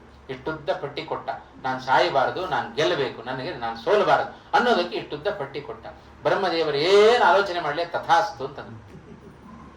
ದೈತ್ಯರು ವರ ಕೇಳಿದ್ರೆ ಬ್ರಹ್ಮದೇವರು ಆಲೋಚನೆ ಮಾಡೋದಿಲ್ಲಂತೆ, ಕೂಡಲೇ ಕೊಟ್ಟು ಬಿಡ್ತಾರಂತೆ. ಯಾಕೆ ಅಂದರೆ ಬ್ರಹ್ಮದೇವರಿಗೆ ಗೊತ್ತು, ನಾನು ಏನು ವರ ಕೊಟ್ಟರು ಕೂಡ ಮೇಲೆ ನಮ್ಮ ಅಪ್ಪಿದ್ದ ನೋಡ್ಕೊಳ್ತಾನೆ ಅಂತ ಅಂತಾರೆ ಚತುರ್ಮುಖ ಬ್ರಹ್ಮದೇವರು. ಹಾಗಾಗಿ ಹಿರಣ್ಯಕಶಿಪು ಇರಲಿ, ರಾವಣ ಇರಲಿ, ಕುಂಭಕರ್ಣ ಇರಲಿ, ಯಾರು ಏನು ವರ ಕೇಳಿದ್ರು ಕೂಡಲೇ ಕೊಟ್ಟು ಬಿಡ್ತಾ ಇದ್ರು ಬ್ರಹ್ಮದೇವರು. ರಾವಣನ ಕೆಲಸ ಮುಗೀತು. ಕುಂಭಕರ್ಣನ ಎದುರಿಗೆ ಬಂದ್ರು. ದೇವತೆಗಳೆಲ್ಲ ಪ್ರಾರ್ಥನೆ ಮಾಡ್ಕೊಂಡ್ರು, ಸ್ವಾಮಿ ಇವನಿಗೇನಾದ್ರೂ ಅವನು ಕೇಳಿದ ವರ ಕೊಟ್ಟು ಬಿಟ್ರೆ ನಮಗಳ ಗತಿ ಏನು ಅಂತ. ಮೊದಲೇ ದುಷ್ಟ, ಇನ್ನು ನೀವು ವರ ಕೊಟ್ಟು ಬಿಟ್ರೆ ಮುಗಿದೋಯ್ತು ನಮ್ಮ ಕತೆ ಅಂತಂದ್ರು ದೇವತೆಗಳೆಲ್ಲ. ಅದಕ್ಕೆ ತನ್ನ ಹೆಂಡತಿಯಾದ ಸರಸ್ವತಿಗೆ ಪ್ರೇರಣೆಯನ್ನ ಮಾಡಿ ಒಳಗಡೆಯಿಂದ ನಿದ್ರೆ ಬೇಕು ಅಂತ ಕೇಳುವಂತೆ ಮಾಡಿಬಿಟ್ರು. ನಿದ್ರೆಯ ವರವನ್ನ ಕೇಳಿದ. ಅವನ ಉದ್ದೇಶ, ತಪಸ್ಸಿನ ಉದ್ದೇಶ ನಾನು ಸಾಯಬಾರದು, ಅವಧ್ಯನಾಗಬೇಕು ಅನ್ನೋದು ಕುಂಭಕರ್ಣ ಮತ್ತು ರಾವಣರ ಉದ್ದೇಶ. ಇನ್ನು ಮೂರನೆಯವ ವಿಭೀಷಣ, ಅವನ ಸರದಿ ಬಂತು. ವಿಭೀಷಣ ನಿನಗೇನು ಬೇಕು ಅಂತ ಕೇಳಿದ್ರು. ಏನು ಬೇಡ, ಭಗವಂತನಲ್ಲಿ ಭಕ್ತಿ ಕೊಡ್ರಿ ಸಾಕು ಅಂತ ವಿಭೀಷಣ ಕೇಳಿದ. ಅದಕ್ಕೆ ಚತುರ್ಮುಖ ಬ್ರಹ್ಮದೇವರು ಏನ್ ಮಾಡಿ, ಚಿರಂಜೀವಿ ಆಗು. ಅವರಿಬ್ಬರು ಅಪೇಕ್ಷೆ ಪಟ್ಟ ಅವಧ್ಯತ್ವ ಅವರಿಬ್ಬರಿಗೆ ಸಿಗಲಿಲ್ಲ. ಅಪೇಕ್ಷೆ ಪಡದ ವಿಭೀಷಣ ಭಕ್ತಿಯನ್ನ ಕೇಳಿದ, ಅವನಿಗೆ ಅವಧ್ಯತ್ವ ಸಿಕ್ತು. ಇವತ್ತಿಗೂ ನಾವು ಹೇಳುತ್ತೇವೆ, ಅಶ್ವತ್ಥಾಮ ಬಲಿರ್ವ್ಯಾಸ ಹನುಮಾಂಶ್ಚ ವಿಭೀಷಣ ಕೃಪ ಪರಶುರಾಮಶ್ಚ ಸಪ್ತೈತೆ ಚಿರಜೀವಿನ. ಆ ಚಿರಂಜೀವಿಯಾಗುವ ಭಾಗ್ಯ ಅಪೇಕ್ಷೆ ಪಡದೇ ಇದ್ದರೂ ವಿಭೀಷಣನಿಗೆ ಸಿಕ್ಕಿತು. ಯಾಕೆ ಸಿಕ್ತು? ಅವ ಕೇಳಿದ್ದು ಭಗವಂತನಲ್ಲಿ ಭಕ್ತಿಯನ್ನ. ಆದರೂ ಅವರಿಬ್ಬರಿಗೆ ಸಿಗದ ಆ ಚಿರಂಜೀವಿತ್ವ, ಅವಧ್ಯತ್ವ ಅದು ವಿಭೀಷಣನಿಗೆ ಸಿಕ್ಕಿಬಿಡ್ತು. ಇದರ ಮೂಲಕ ನಾವು ಅರ್ಥ ಮಾಡಿಕೊಳ್ಳಬೇಕಾದ್ದು, ಲೌಕಿಕ ಸಂಪತ್ತನ್ನ ಕೇಳದೆ, ಮೊನ್ನೆ ದಿವಸ ನಾನು ಹೇಳಿದಂತೆ ಲೌಕಿಕ ಸಂಪತ್ತನ್ನ ಕೇಳಲಿಕ್ಕೆ ಪ್ರತ್ಯೇಕವಾದ ಪ್ರಯತ್ನ ಬೇಡ. ಭಗವಂತನನ್ನ ಒಲಿಸಿಕೊಳ್ಳುವ ಪ್ರಯತ್ನವನ್ನ ಮಾಡಿಬಿಟ್ರೆ ಈ ಸಂಪತ್ತುಗಳೆಲ್ಲ ನಮ್ಮ ಬೆನ್ನ ಹತ್ತಿ ತಾವಾಗಿ ಬರ್ತಾವಂತೆ. ಮೊನ್ನೆ ಹೇಳಿದೆ ನೋಡ್ರಿ, ಆ ಸರಸ ಭಾರತಿ ವಿಲಾಸದಲ್ಲಿ ಲಕ್ಷ್ಮೀದೇವಿಯ ಪಾತ್ರ ಚಿತ್ರಣವನ್ನು ಮಾಡುವಾಗ ಇದೇ ಮಾತನ್ನು ಹೇಳಿದೆ. ಲಕ್ಷ್ಮೀದೇವಿಯ ಗುಣ ಏನು? ನನ್ನ ಸ್ವಾಮಿಯಾದ ಭಗವಂತ ಯಾರಿಗೆ ಅನುಗ್ರಹ ಮಾಡುತ್ತಾನೋ ನಾನು ಅವರ ಬಳಿಯಲ್ಲಿ ಇರುತ್ತೇನೆ. ಇದು ಲಕ್ಷ್ಮೀದೇವಿಯ ಮಾತು. ಹಾಗಾಗಿ ಯಾವ ರೂಪದಲ್ಲಿ ಇರ್ತಾಳೆ ಲಕ್ಷ್ಮೀದೇವಿ? ಸಂಪತ್ತಿನ ರೂಪದಲ್ಲಿ ನಮ್ಮ ಬಳಿಯಲ್ಲಿ ಇರುತ್ತಾಳೆ. ಹಾಗಾಗಿ ನಾವು ಮಾಡಬೇಕಾದ ಕೆಲಸ ಭಗವಂತನ ಸಂತೋಷ ಆಗುವಂತೆ ನಾವು ಬದುಕಬೇಕು. ಭಗವಂತನಿಗೆ ಯಾವಾಗ ಸಂತೋಷ ಆಗುತ್ತೆ? ಅವನು ಅಪೇಕ್ಷೆ ಪಡುವ ವೇಷ, ಅವನು ಅಪೇಕ್ಷೆ ಪಡುವ ಆಚಾರ, ಅವನು ಅಪೇಕ್ಷೆ ಪಡುವ ವಿಚಾರ ಇವುಗಳು ಇತ್ತು ಅಂತ ಆದರೆ ನಮ್ಮಲ್ಲಿ ಭಗವಂತ ಅನುಗ್ರಹವನ್ನು ಮಾಡ್ತಾನೆ. ಯಾವಾಗಲೂ ನಮ್ಮನ್ನು ನೋಡ್ತಾ ಇರ್ತಾನಂತೆ. ಹಾಗಾಗಿ ನಮಗೆ ಎಲ್ಲ ಕೊಟ್ಟಿದ್ದಾನೆ. ಒಂದೇ ಒಂದು ಕೊರತೆ ಅಂದರೆ ಭಗವಂತನ ಕೃಪಾವಲೋಕನ ಅಟ್ಟೆ. ಅದೊಂದು ಮಾತ್ರ ನಮಗೆ ಕೊರತೆ ಇರೋದು. ಅವನ ಕೃಪಾ ದೃಷ್ಟಿ ಒಂದು ನಮ್ಮ ಮೇಲೆ ಬಿತ್ತು ಅಂತಾದರೆ ಮತ್ಯಾರು ನಮ್ಮ ಪಾಲಿಗೆ ಬೇಡ. ಎಲ್ಲವನ್ನು ಭಗವಂತ ಕೊಟ್ಟು ಬಿಡುತ್ತಾನೆ. ಭಾಗವತದಲ್ಲಿ ಒಂದಿದೇ ಮಾತನ್ನ ಬಲಿಚಕ್ರವರ್ತಿಯ ಬಾಯಿಂದ ನಾವು ಕೇಳುತ್ತೇವೆ. ವಾಮನನಾಗಿ ಬಂದ ಭಗವಂತ 3 ಹೆಜ್ಜೆ ಭೂಮಿಯನ್ನ ಪಡೆದುಕೊಂಡ. ಆಯ್ತು, ಬಲಿಚಕ್ರವರ್ತಿ ದಾನ ಕೊಟ್ಟ. ಎಲ್ಲರೂ ನೋಡ್ತಾ ಇದ್ದಾರೆ. ನೋಡಿದ್ರೆ ಪುಟ್ಟ ಪಾದರಿ, ಎಲ್ಲಿಂದ ಅಳಿತಾನಿವ, ಎಲ್ಲಿ ಅಳಿತಾನಿವ ಅಂತ ಎಲ್ಲರೂ ನೋಡ್ತಾ ಇದ್ದಾರೆ. ಇವ ಅಳಿಲಿಲ್ಲ, ಬೆಳಿಲಿಕ್ಕೆ ಶುರು ಮಾಡಿ ಬೆಳೆದ ತ್ರಿವಿಕ್ರಮನಾಗಿ ಬೆಳೆದ. ಆ ತ್ರಿವಿಕ್ರಮನಾಗಿ ಬೆಳೆದದ್ದರಿಂದ ಎಲ್ಲ ದೈತ್ಯರಿಗೆ ಸಿಟ್ಟು ಬಂತು. ಎಲ್ಲ ಯುದ್ಧಕ್ಕೆ ಹೋದ್ರು. ಬಲಿಚಕ್ರವರ್ತಿ ತಾನು ವಾಪಸ್ ಕರೀತಾ ಇದ್ದಾನೆ. ಎಲ್ಲ ವಾಪಸ್ ಬರ್ರಿ, ತನ್ನ ದೈತ್ಯರನ್ನ, ತನ್ನ ಸೇವಕರನ್ನು ವಾಪಸ್ ಕರೀತಾ ಇದ್ದಾನೆ. ಈಗ ನಾವು ಯುದ್ಧಕ್ಕೆ ಹೋದರೆ ನಮಗೇ ಅದರಿಂದ ಹಾನಿ ಹೊರತು ಅವನಿಗೇನು ಆಗೋದು, ನಮಗೇನು ಅದರಿಂದ ಲಾಭ ಇಲ್ಲ ಅಂತ ಹೇಳಿದ ಬಲಿಚಕ್ರವರ್ತಿ. ಯಾಕೆ ಅಂದರೆ ಇಷ್ಟು ದಿವಸ ನಾವು ಸುಖವಾಗಿದ್ದೆವು. ಯಾಕೆ ಅಂದರೆ ಈ ಪುಣ್ಯಾತ್ಮನ ದೃಷ್ಟಿ ನಮ್ಮ ಮೇಲಿತ್ತಾದ್ದರಿಂದ ನಾವು ಸುಖವಾಗಿದ್ದೆವು. ಈಗ ಇವನ ದೃಷ್ಟಿ ದೇವತೆಗಳ ಮೇಲೆ ಬಿದ್ದಿದೆ, ಆದ್ದರಿಂದ ನಾವು ಏನು ಮಾಡಿದ್ರೆ ನಮ್ಮ ಸುಖ ಸಿಗೋದಿಲ್ಲ ಅಂತ ತನ್ನವರನ್ನ ವಾಪಸ್ ಕರೆಸಿಕೊಂಡವ ಬಲಿಚಕ್ರವರ್ತಿ. ಇದನ್ನ ಭಾಗವತ ನಮಗೆ ತಿಳಿಸಿಕೊಡುತ್ತು. ಭಾಗವತ, ರಾಮಾಯಣ, ಮಹಾಭಾರತ ಇದೆಲ್ಲವನ್ನು ನಾವು ಇಟ್ಟುಕೊಂಡು ಜೀವನವನ್ನು ನಡೆಸಿದರೆ ಏನು ಮಾಡಬೇಕು? ಚೆನ್ನಾಗಿ ಸುಖವಾಗಿದ್ದ ನಮ್ಮ ಸ್ವಭಾವ ಏನು? ಸುಖವಾಗಿದ್ದಾಗಲೂ ಭಗವಂತನನ್ನ ಸ್ಮರಿಸೋದಿಲ್ಲ. ಸುಖದಿಂದಾಗಿ ಭಗವಂತನನ್ನ ಮರೆತು ಬಿಡ್ತೇವೆ. ದುಃಖ ಬಂತೋ ಸ್ವಲ್ಪ ಹೊತ್ತು ಅವನೇನ ನಾವು ಕೇಳಿದ್ದನ್ನು ಕೊಟ್ರೆ ಅವನು ಕ್ಷೇಮ, ನಾವು ಕ್ಷೇಮ. ಇಲ್ಲದೆ ಹೋದ್ರೆ ಮುಗೀತು ಭಗವಂತನ ಕಥೆ ಅಂತ. ಹಾಗಾಗಿ ದುಃಖದಲ್ಲಿರುವಾಗಲೂ ಭಗವಂತನನ್ನು ಸ್ಮರಿಸೋದಿಲ್ಲ, ಸುಖದಲ್ಲಿರುವಾಗಲೂ ಭಗವಂತನನ್ನು ಸ್ಮರಿಸೋದಿಲ್ಲ. ಹಾಗಾದ್ರೆ ಸುಖದಲ್ಲಿರುವಾಗ ಭಗವಂತ ನಾವೇನು ಸ್ಮರಣೆ ಮಾಡಿಕೊಳ್ಳಬೇಕು? ಓಹೋ, ಭಗವಂತ ನಮ್ಮ ಮೇಲೆ ದೃಷ್ಟಿ ಬೀರಿದ್ದಾನೆ, ಹಾಗಾಗಿ ನಾನು ಸುಖವಾಗಿದ್ದೇನೆ. ಇದ್ದಕ್ಕಿದ್ದ ಹಾಗೆ ಸುಖದಲ್ಲಿರುವ ನಮಗೆ ದುಃಖ ಬಂತೋ ಕೂಡಲೇ ನಾವು ಆಲೋಚನೆ ಮಾಡಬೇಕು, ಓಹೋ ಆ ಕೃಪಾಪೂರ್ಣವಾದ ದೃಷ್ಟಿ ಬೇರೆ ಕಡೆಯೆಲ್ಲೋ ಹೋಗಿದೆ ಅಂತ ತೀರ್ಮಾನ ಮಾಡ್ಕೊಳ್ತೀವಿ. ಏನ್ ಮಾಡಬೇಕು ಆವಾಗ? ಮತ್ತೆ ಆ ಭಗವಂತನ ದೃಷ್ಟಿ ನಮ್ಮ ಮೇಲೆ ಬೀಳುವಂತೆ ಸ್ತೋತ್ರ ಮಾಡು, ಜಪ ಮಾಡು, ತಪಸ್ಸನ್ನ ಮಾಡು, ಶಾಸ್ತ್ರಾಧ್ಯಯನ ಮಾಡು, ಭಗವಂತನ ನಿರಂತರ ಗುಣಗಳ ಗಾನ ಮಾಡು. ಅವಿಚ್ಛಿನ್ನವಾದ ಭಕ್ತಿಯನ್ನ ಪ್ರಾಮಾಣಿಕವಾಗಿ ಮಾಡಿದರೆ ಭಗವಂತ ಯಾಕೆ ಒಲಿಯೋದಿಲ್ಲ? ಅವನ ದೃಷ್ಟಿ ಮತ್ತೆ ನಮ್ಮ ಮೇಲೆ ಬೀಳಲಿಕ್ಕೆ ಸಾಧ್ಯ. ಅವನ ಭಗವಂತ ನಮಗೆ ಒಲಿಯೋದು ಒಂದೇ ಒಂದು, ಅದಕ್ಕೆ ಕಾರಣ ಅದು ಭಕ್ತಿ ಮಾತ್ರ. ಭಗವಂತನಿಗೂ ಭಕ್ತನಿಗೂ ಮಧ್ಯದಲ್ಲಿ ಇರುವ ಮಾಧ್ಯಮ ಅಂತ ಹೇಳಿದ್ರೆ ಅದು ಭಕ್ತಿ ಒಂದೇ ಮಾತ್ರ. ಎಲ್ಲೋ ಹೊರದೇಶದಲ್ಲಿ ಇದ್ದವರನ್ನು ನಾವು ಇಲ್ಲಿ ಕೂತ್ಕೊಂಡು ನೋಡೋದಿಲ್ಲೇನು? ಯಾವ ಮೂಲಕ ನೋಡುತ್ತೇವೆ? ಅದಕ್ಕೊಂದು ಮಾಧ್ಯಮ ಇದೆ. ಟಿವಿಯೋ ಅಥವಾ ಮೊಬೈಲೋ ಏನೋ ಒಂದು ಮಾಧ್ಯಮವನ್ನು ಇಟ್ಟುಕೊಂಡು ಅಲ್ಲಿದ್ದವರನ್ನು ಇಲ್ಲಿ ನೋಡುತ್ತೇವೋ ಇಲ್ವೋ, ಮಾತನಾಡುತ್ತೇವೋ ಇಲ್ವೋ, ಎಲ್ಲ ಮಾಡುತ್ತೇವೆ. ಹಾಗೆ ಭಗವಂತನನ್ನು ಕೂಡ ನಾವು ನೇರವಾಗಿ ಕಾಣಬೇಕು ಅಂತಾದ್ರೆ ಮಧ್ಯದಲ್ಲಿ ಒಂದು ಭಕ್ತಿ ಎಂಬ ಮಾಧ್ಯಮ ಇದೆ. ಅದನ್ನ ಇಟ್ಟುಕೊಂಡು ಹೋದಾಗ ಮಾತ್ರ ಭಗವಂತನ ದರ್ಶನ, ಇಲ್ಲದೆ ಹೋದರೆ ಭಗವಂತನ ದರ್ಶನ ಇಲ್ಲ. ಅದನ್ನ ತೋರಿಸಿಕೊಟ್ಟದ್ದೇ ಹನುಮಂತ. ಈ ಸಮಗ್ರ ಸುಂದರಕಾಂಡದ ಸಾರ ಭಗವಂತನಲ್ಲಿ ಹೇಗೆ ಭಕ್ತಿಯನ್ನ ಮಾಡಿದರೆ ನಮ್ಮ ಕಾರ್ಯ ಸಿದ್ಧಿ ಆಗತ್ತೆ ಅನ್ನೋದನ್ನ ಆಮೂಲಾಗ್ರವಾಗಿ ಪ್ರಾರಂಭದಿಂದ ಹಿಡಿದು ಕೊನೆಯವರೆಗೂ ಸುಂದರಕಾಂಡ ಸಾರಿದ್ದು ಇದನ್ನೇ. ಅದಕ್ಕೆ ಇಡೀ ಸುಂದರಕಾಂಡದ ನೀತಿ, ಅದರ ಸಾರ. ಹನುಮಂತನ ಈ ಒಂದು ಕಾರ್ಯದಿಂದ ನಾವು ನಮ್ಮ ಒಂದು ವಾರ ಪ್ರವಚನ ಕೇಳಿದ್ದೇವೆ. ಏನಪ್ಪ ನಾವು ಜೀವನದಲ್ಲಿ ಅಳವಡಿಸಿಕೊಳ್ಳಬೇಕು? ಒಂದೇ ಒಂದು ನಾವು ಅಳವಡಿಸಿಕೊಳ್ಳಬೇಕಾದ್ದು ಅಂತ ಹೇಳಿದ್ರೆ, ನಾವು ಏನು ಕರ್ಮ ಮಾಡಿದರೂ ಕೂಡ ಅದು ಭಗವಂತನಿಗೆ ಸೇರುವಂತೆ ಆಗಬೇಕು. ಆ ಸೇರುವಂತಾಗಬೇಕು ಅಂತಾದರೆ ಈ ಸುಂದರಕಾಂಡದ ಮೂಲಕ ಹನುಮಂತನ ಚರ್ಯಗಳನ್ನ ನಾವು ಗಮನಿಸ್ತಾ ಹೋದಾಗ ನಾವು ಮಾಡಿದ ಕರ್ಮ ಭಗವಂತನಿಗೆ ಮುಟ್ಟಬೇಕು ಅಂತಾದ್ರೆ ನಮ್ಮಲ್ಲಿ ಪ್ರಧಾನವಾಗಿ ಇರಬೇಕಾದ ಅನುಸಂಧಾನ 3.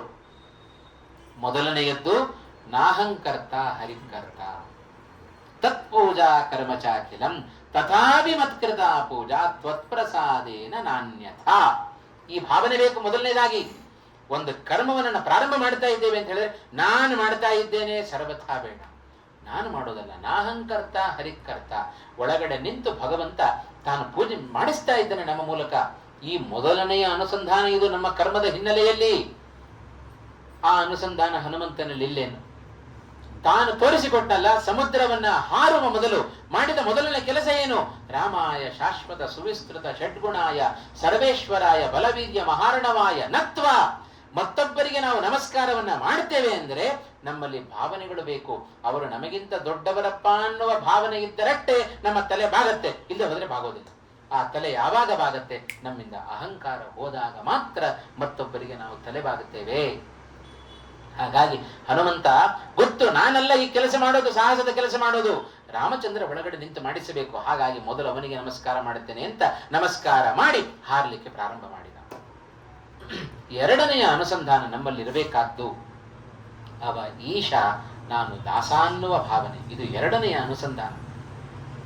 ಅದನ್ನೂ ಹನುಮಂತ ತೋರಿಸಿಕೊಡ್ಲಿಲ್ಲೇನು?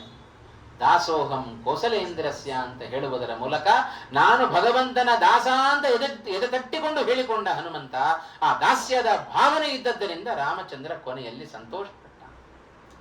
ಮೂರನೆಯ ಅನುಸಂಧಾನ ಕೃಷ್ಣಾರ್ಪಣ ಬುದ್ಧಿ. ಹೋಮ ಪ್ರಾರಂಭ ಆಗುವಾಗ ಭಾರಿ ಉತ್ಸಾಹದಲ್ಲಿ ಕೂತಿರುತ್ತೆ. ಯಾವಾಗ ಹೊಗೆ ಪ್ರಾರಂಭ ಆಯ್ತು ಓಡೋಗ್ಬಿಡು. ಆಮೇಲೆ ಎಲ್ಲ ಕೃಷ್ಣಾರ್ಪಣ ಪುರೋಹಿತರು ಬಿಟ್ಟ ಮೇಲೆ ಒಳಗಡೆ ಬರುತ್ತೆ. ಹೊಗೆ ಕೊಡ್ಲಿಕ್ಕೆ ತಯಾರಿಲ್ಲ. ನಾವು ಸಂಕಲ್ಪ ಉಂಟು, ಕೃಷ್ಣಾರ್ಪಣ ಇಲ್ಲ. ಕೃಷ್ಣಾರ್ಪಣ ಬುದ್ಧಿ ಇಲ್ಲದೆ ಹೋದರೆ ಭಗವಂತ ನಮ್ಮ ಕರ್ಮಗಳನ್ನು ಸ್ವೀಕಾರ ಮಾಡೋದಿಲ್ಲ. ಆ ಕೃಷ್ಣಾರ್ಪಣ ಬುದ್ಧಿಯೂ ನಮ್ಮಲ್ಲಿ ಬೇಕು, ನಮ್ಮ ಕರ್ಮದ ಹಿನ್ನೆಲೆಯಲ್ಲಿ ಬೇಕು. ಅದನ್ನು ಹನುಮಂತ ತಾನು ತೋರಿಸಿಕೊಟ್ಟ. ಶುರು ಮಾಡಿದ್ದು ಕೆಲಸವನ್ನ ರಾಮಚಂದ್ರನಿಂದ, ಅದನ್ನು ಮುಕ್ತಾಯ ಮಾಡಿದ್ದು ಕೂಡ ರಾಮಚಂದ್ರನಲ್ಲಿಯೇ. ಈ ಭಾವನೆ ಅದಕ್ಕೋಸ್ಕರವೇ ಪರಮಾಭಿದುಷ್ಟ. ಶ್ರೀಮದ್ ಆಚಾರ್ಯರು ಒಳ್ಳೆ ಪದವನ್ನ ಹಾಕಿದರು. ಹನುಮಂತನ ಈ ರೀತಿಯಾದ ಅನುಸಂಧಾನ ಪೂರ್ವಕವಾದ ಕರ್ಮದಿಂದ ಭಾರಿ ಸಂತೋಷಪಟ್ಟ ಶ್ರೀರಾಮಚಂದ್ರ. ಹಾಗಾಗಿ ನಾವು ಏನೇನೋ ಕರ್ಮಗಳನ್ನ ಮಾಡ್ತಾ ಹೋಗ್ತೇವೆ. ಆದರೆ ಪ್ರತಿಯೊಂದು ಹಂತದಲ್ಲಿ ಎಷ್ಟು ನಮ್ಮಲ್ಲಿ ಅನುಸಂಧಾನ ಮಾಡಿಕೊಳ್ಳಿಕ್ಕೆ ಅವಕಾಶ ಇದೆ. ಮೊನ್ನೆ ಅಷ್ಟೇ ಹೇಳಿದೆ, ಖಾಲಿ ಕೂತಿದ್ದೇವೆ ಅಂತ ಹೇಳಿದ್ರೆ ಖಾಲಿ ಕೂಡೋದು ಬೇಡ. ಬೇಕಾದಷ್ಟು ಉಪಕಾರವನ್ನ ಹರಿವಾಯುಗಳು ನಮಗೆ ಮಾಡಿದ್ದಾರೆ. ಬಾಯಿ ಬಿಟ್ಟಾಗ, ಉಸಿರನ್ನ ಬಿಟ್ಟಾಗ ಜೀವೋತ್ತಮ ಅಂತ ಹೇಳೋಣ. ಉಸಿರನ್ನ ತೆಗೆದುಕೊಂಡಾಗ ಹರಿ ಸರ್ವೋತ್ತಮ ಅಂತ ಹೇಳೋಣ. ಖಾಲಿ ಕೂತಿದ್ದೇವೆ ಅಂತ ಹೇಳಿದರೆ ಹರಿ ಸರ್ವೋತ್ತಮ ವಾಯು ಜೀವೋತ್ತಮ, ಹರಿ ಸರ್ವೋತ್ತಮ ವಾಯು ಜೀವೋತ್ತಮ. ಮರುಕ್ಷಣದಲ್ಲಿ ಅದನ್ನು ಹೇಳಿ ಸಾಕಾಯಿತು. ನಾಹಂಕರ್ತ ಹರಿಕರ್ತ, ನಾಹಂಕರ್ತ ಹರಿಕರ್ತ. ಇಷ್ಟು ಹೊತ್ತು ಹರಿ ಸರ್ವೋತ್ತಮತ್ವದ ವಾಯು ಜೀವೋತ್ತಮತ್ವದ ಅನುಸಂಧಾನ ಏನ್ ಮಾಡಿಕೊಂಡಿದ್ದೇನೋ ಸ್ವಾಮಿ, ಅದು ನೀನೇ ಮಾಡಿಸಿದ್ದು. ನಾವು ಅನುಸಂಧಾನಕ್ಕೆ ಅಂತ ಕೂತರೆ ಸಮಯ ಹೋಗೋದೇ ಗೊತ್ತಾಗೋದಿಲ್ಲ ನಮಗೆ. ಅಷ್ಟು ಹರಿವಾಯುಗಳಿಂದ ನಾವು ಉಪಕೃತರಾಗಿದ್ದೇವೆ. ಹಾಗಾಗಿ ಈ ಒಂದು ವೈಶಾಖ ಮಾಸದಲ್ಲಿ ವಿಶೇಷವಾಗಿ ಪ್ರಾಣದೇವರ ಪಾರಮ್ಯವನ್ನೇ ಹೇಳುವ ಈ ಸುಂದರ ಕಾಂಡ ಕೇಳಬೇಕು ಅಂತ ನಿಮ್ಮ ಮನಸ್ಸಿನಲ್ಲಿ ಬಂದದ್ದು ಅದು ಹರಿವಾಯುಗಳ ದೊಡ್ಡ ಅನುಗ್ರಹ ಎಂಬುದಾಗಿ ನಾನು ಭಾವಿಸ್ತಾ ಇದ್ದೇನೆ. ಹಾಗಾಗಿ ಈ ಒಂದು ವಾಯುದೇವರ ಭಗವಂತನ ಚರಿತ್ರೆಯನ್ನು ಕೇಳಬೇಕು ಅಂತ ಸಮಯ ಇಲ್ಲ. ಯಾವ ಸಮಯದಲ್ಲಾದರೂ ನಾವು ಭಗವಂತನ ವಾಯುದೇವರ ಚರಿತ್ರೆಗಳನ್ನ ಕೇಳಲಿಕ್ಕೆ ನಮಗೆ ಅವಕಾಶ ಇದೆ.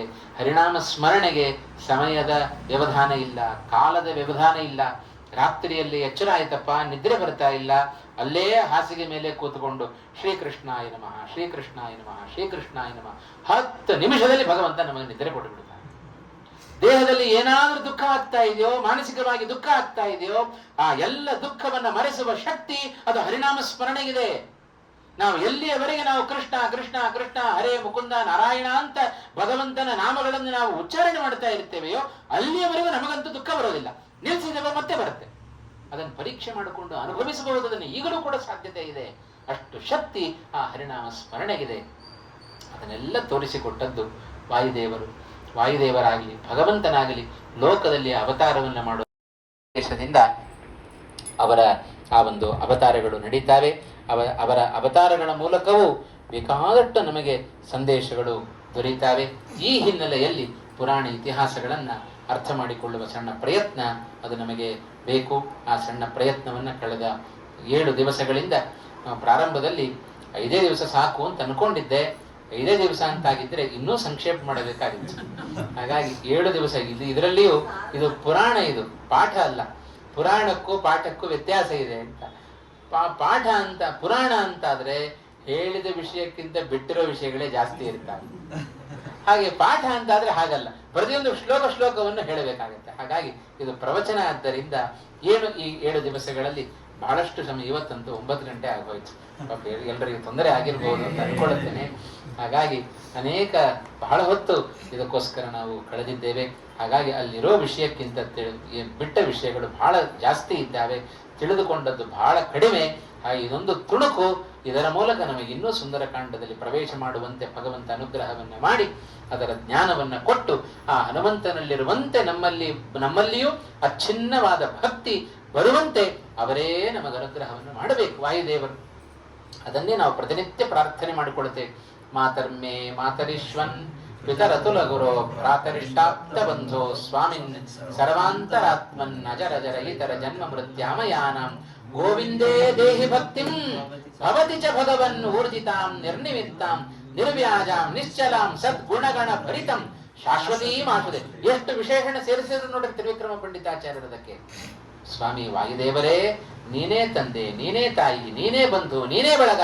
ಹಾಗಾಗಿ ಏನು ಮಾಡಬೇಕು? ಗೋವಿಂದೇ ದೇಹಿ ಭಕ್ತಿಂ ಭವತಿ ಚ, ನಿನ್ನಲ್ಲೂ ಭಕ್ತಿಯನ್ನು ಕೊಡು, ಭಗವಂತನಲ್ಲಿಯೂ ಭಕ್ತಿಯನ್ನು ಕೊಡು. ಆ ಭಕ್ತಿ ನಿರ್ವ್ಯಾಜವಾದ ಭಕ್ತಿ ಆಗಬೇಕು, ಕಪಟದ ಭಕ್ತಿ ಬೇಡ.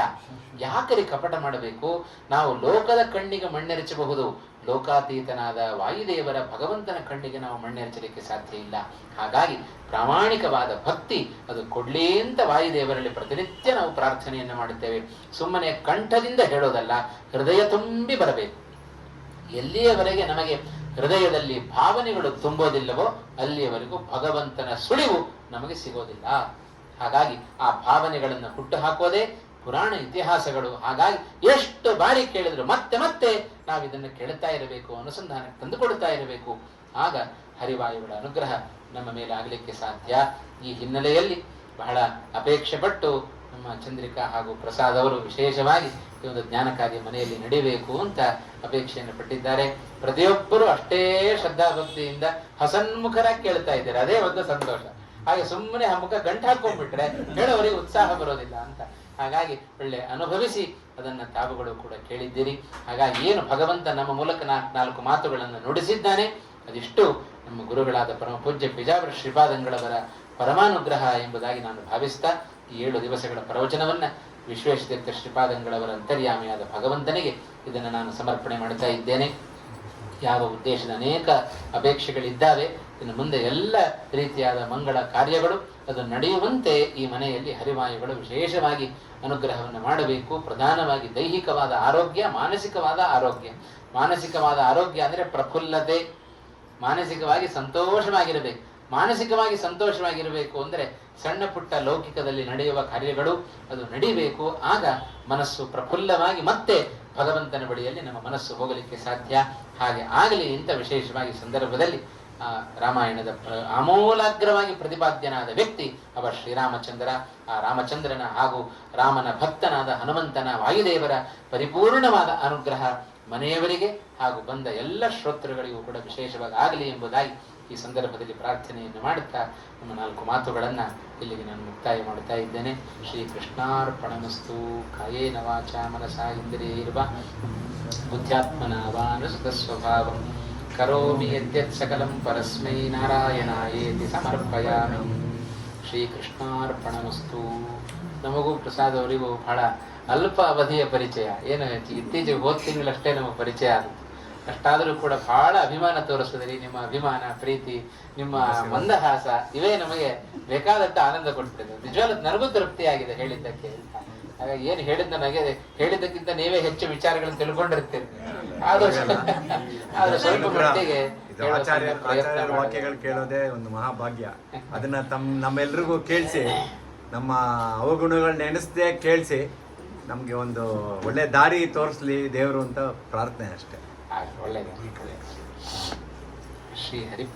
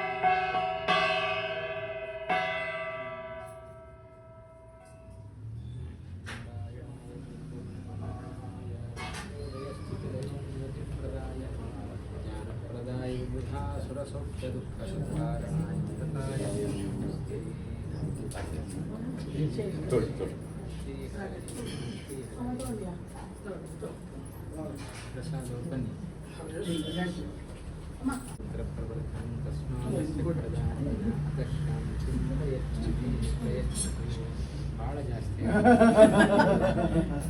ಯಾವುದು ಬೇಡ. ಅಭಿಮಾನ, ಪ್ರೀತಿ, ವಿಶ್ವಾಸ ಇದೆ, ಬಹಳ ದೊಡ್ಡದಾಗಿದೆ.